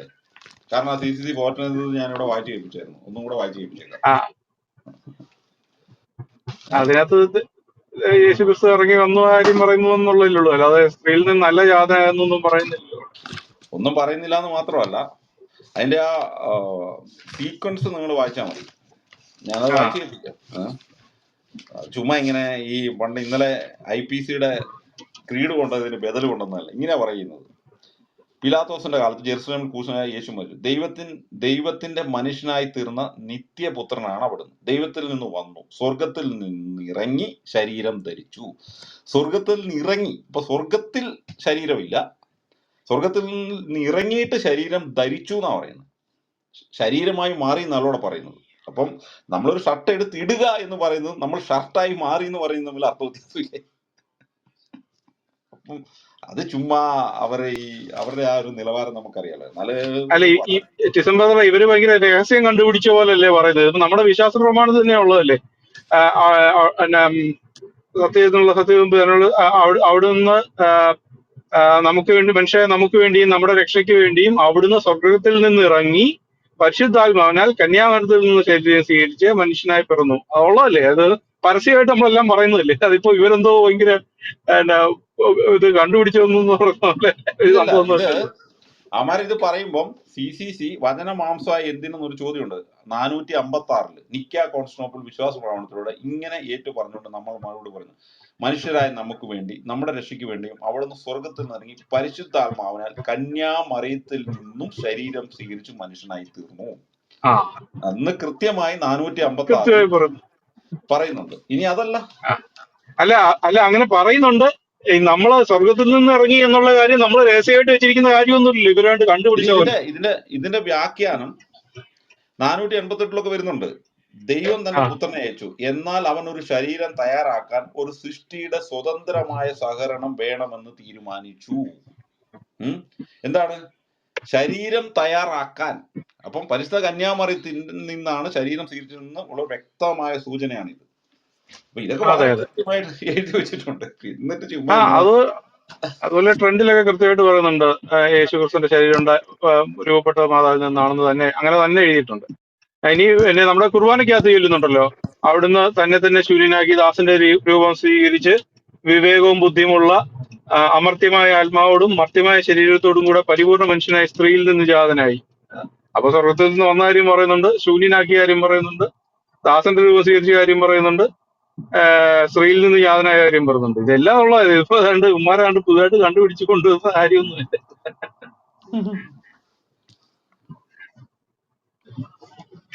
അപ്പം എനിക്ക് തോന്നുന്നു നമ്മുടെ ഇങ്ങേര് രാജേഷ് ബ്രദർ AG-യുടെ ആരന്റെ സ്റ്റേറ്റ്മെന്റ് ഓഫ് ഫെയ്ത്ത് എടുത്ത് വായിക്കാൻ പോകുന്നുണ്ടെന്ന് തോന്നുന്നു, നാളെ കൊണ്ട്, ഇന്നോ നാളെയോ. അപ്പൊ അതിനകത്ത് ഇവര് പറയുന്നതും മാതാവിൽ നിന്ന് ശരീരം സ്വീകരിച്ചു എന്നാണ് ഈ AG-യുടെ ഒക്കെ തുടക്കക്കാര് പറഞ്ഞിരിക്കുന്നത്. അപ്പൊ അതിന് കൗണ്ടർ ചെയ്യാൻ വേണ്ടിട്ട് എന്തെങ്കിലും കച്ചിത്തിരിപ്പ് കിട്ടാൻ വേണ്ടിട്ട് അത്ര ഉള്ളു അത് കാര്യം. ഇപ്പൊ ഇത് ഒന്നും വലിയ കഥയൊന്നുമല്ലെന്നേ. അതെ അതെ അതെ. പിന്നെ ഒന്നുമില്ല, പിന്നെ ഇവരാന്ന് ഓർക്കാം, മറ്റേ അജീവദറിനെ കഴിഞ്ഞ ദിവസം വിളിച്ചെടുത്തി കുറെ ഗുണ്ടകളുടെ നടുക്ക് എഴുതിക്കൊണ്ട് വെല്ലുവിളിക്കുന്നത് കണ്ടായിരുന്നു. വർഗീസ് സാമുവൽ മാസ്റ്റർ പുള്ളിയായിട്ട് ആദ്യം സംസാരിക്കാൻ റെഡിയായിരുന്നു. ഉമ്മാര് ചുറ്റും ആൾക്കാർ നിന്ന് വർഗീസ് സാമുവൽ സാറെ പറഞ്ഞെങ്കിൽ പറഞ്ഞാൽ മതി കേട്ടോ, പാസ്റ്ററെ ഇതിനൊന്നും മറുപടി പറയണ്ട കേട്ടോ, മാസ്റ്റർ ചാനൊക്കെ ആണെങ്കിൽ പാസ്റ്റർ ഇതിന് മറുപടി പറയണ്ട പാസ്റ്ററെ. എന്നെയൊക്കെ കാണുമ്പോ ഭയങ്കര പേടിയാ. കാരണം ഞാൻ മുകളിൽ കയറി മാന്യമായ ഒരു വിഷയം സംസാരിച്ചു. അതിനുശേഷം അവർ സംസാരിക്കാൻ അനുവദിച്ചു കേട്ടോ, അതിന് വിഷയം വേറെയായിരുന്നു. അതിനുശേഷം ഈ വിഷയം ലൈജു പാസ്റ്റർ പറഞ്ഞപ്പോൾ ഞാൻ ഹാൻഡ് റൈസ് ചെയ്തിട്ട് എന്നെ മുകളിൽ കയറ്റിയില്ല. കാരണം CCC-യുടെ 23 തെറ്റിദ്ധാരണജനമായി വായിക്കും ഹാൻഡ് റൈസ് ചെയ്തിട്ട് കയറ്റിയില്ല. അപ്പൊ ഞാൻ ഹാൻഡ് റൈസ് പിന്നെ ഞാൻ താഴെ എഴുതിയിട്ടു, എന്നെ മുകളിലോട്ട് എടുക്കുന്നില്ല എന്ന് പറഞ്ഞപ്പോ ബെൻസ് എന്നെ മുകളിലോട്ട് എടുത്തു. കാരണം ഇത് ആൾക്കാർ കാണുന്നുണ്ടല്ലോ. ചില ആൾക്കാർ പറഞ്ഞു ടിസൺ മോളിൽ പോയി സംസാരിക്കുന്നു പറഞ്ഞു. ഞാൻ ഹാൻഡ് റൈസ് ചെയ്തിട്ട് 5 മിനിറ്റ് ആയി, എന്നെ എടുക്കുന്നില്ല. അപ്പൊ ഞാൻ അങ്ങനെ കമന്റ് വന്നപ്പോൾ ഞാൻ പറഞ്ഞു എന്നെ ഇവര് മുകളിലോട്ട് എടുക്കുന്നില്ല എന്ന് പറഞ്ഞു. ഞാൻ കമന്റ് ഇട്ടു. അപ്പൊ എന്നെ മുകളിലെടുത്തു. മുകളിലെടുത്തപ്പം തന്നെ അവിടെ അസ്വസ്ഥത തുടങ്ങി, എന്നെ സംസാരിക്കാൻ സമ്മതിക്കാത്ത രീതിയിലൊക്കെ വന്നു. പിന്നെ ഞാൻ കുറച്ചു നേരം അവിടെ നിന്നപ്പോ അവരെന്നെ ഒരു പോയിന്റ് വായിച്ചു, 588 വായിച്ചു. പക്ഷെ എന്നാ പോലും അവിടെ ഒരു മാന്യമായ ചർച്ച നടക്കില്ലെന്ന് എനിക്ക് ഉറപ്പായിരുന്നു. അപ്പൊ ഞാനിങ്ങനെ പറഞ്ഞു, നിങ്ങൾ പറയുന്ന സെലഷ്യൽ ഫ്ലഷ് തിയറി അല്ല, അല്ലെങ്കിൽ ഞങ്ങൾ കത്തോലിക്കർ പറയുന്നു പറഞ്ഞു. അന്നേരത്തേനും JK കുരുപൊട്ടി, തെറി പറയുന്ന ശൈലിയിൽ മാറി ചെറുതായിട്ടൊന്ന് പറഞ്ഞു. അന്ന് എനിക്കറിയാം അവിടെ നിങ്ങൾക്ക് അന്നേരം ഞാൻ താഴോട്ട് പോകുന്നു. കാരണം സെലഷ്യൽ ഫ്ലഷ് തിയറി എന്ന് പറയുന്നത് ഇവർ ഏത് അർത്ഥത്തിൽ പറഞ്ഞാലും അത് തന്നെയാണ് ഇവർ പറയുന്നത്. കാരണം ശരീരം സ്വീകരിക്കില്ല എന്ന് പറഞ്ഞാൽ സെലഷ്യൽ ഫ്ലഷ് എന്ന് പറഞ്ഞാൽ മനുഷ്യവംശവുമായി ബന്ധമില്ലാത്ത ഒരു ഫ്ലഷ്. സ്വർഗത്തിൽ നിന്ന് വേണമെന്ന് ഒരു നിർബന്ധമില്ല, ഭൂമിയിൽ തന്നെയുള്ള ഒരു ഫ്ലഷ് ആയാലും കുഴപ്പമില്ല. പക്ഷെ എന്താകാൻ പാടില്ല, ആദമിക സന്തതിയുമായിട്ട് യാതൊരു ബന്ധവും കാണാൻ പാടില്ല, അത്രേ ഉള്ളൂ. അല്ലെ പറഞ്ഞു വരുമ്പോ സെലസ്റ്റൽ ഫ്ലഷ് തന്നെയാണ് പറഞ്ഞത്. പക്ഷെ അങ്ങനെ ആ പറയുന്നത് ഹെറസി ആണെന്നുള്ള കാര്യം അവർക്ക് അറിയാവുന്നതുകൊണ്ട് ആ പേര് പറയാൻ സമ്മതിക്കത്തില്ല, അത്രേ ഉള്ളൂ കാര്യം. അത് ഹെറസി ആണെന്ന് അവർക്ക് അറിയാം, അതുകൊണ്ട് ആ പേര് പറയാൻ സമ്മതിക്കത്തില്ല. പക്ഷെ പറഞ്ഞ സാധനം ഇത് തന്നെയാണ്. എനിക്ക് തോന്നുന്നു കുറെ പേർക്കെങ്കിലും അവർക്ക് തന്നെ അറിയാമെന്ന് തോന്നുന്നു. അപ്പൊ അത് ഒരു വായന. അപ്പൊ ഇവരുമായിട്ട് മാന്യമായിട്ട് ഒരു ചർച്ച നമുക്ക്. പക്ഷെ ലൈജു പാസ്റ്ററുമായിട്ട് വളരെ മാന്യമായിട്ടാണ് ചർച്ച. ലൈജു പാസ്റ്റർ വെച്ച ആർഗ്യുമെന്റും നല്ല പോയിന്റ് വെച്ച് തന്നെയാണ് പുള്ളി സംസാരിച്ചത്. നല്ല നിലവാരത്തിൽ തന്നെയുള്ള ആർഗ്യുമെന്റ് ആണ് പുള്ളി വെച്ചത്. അതിപ്പം യൂട്യൂബിൽ കയറുമ്പം ഞാൻ നിങ്ങൾക്ക് ആ കേൾക്കാം. യൂട്യൂബിൽ കണ്ടു. ഞാനിപ്പോ ഇത് ക്ലോസ് ചെയ്ത് അന്നേരം അത് ഡൗൺലോഡ് ചെയ്ത് ഇന്ന് തന്നെ അപ്ലോഡ് ചെയ്യും. Okay okay okay. ആ എന്നാ ക്ലോസ് ചെയ്ത സംഭവം ഞാൻ ജസ്റ്റ് അപ്പം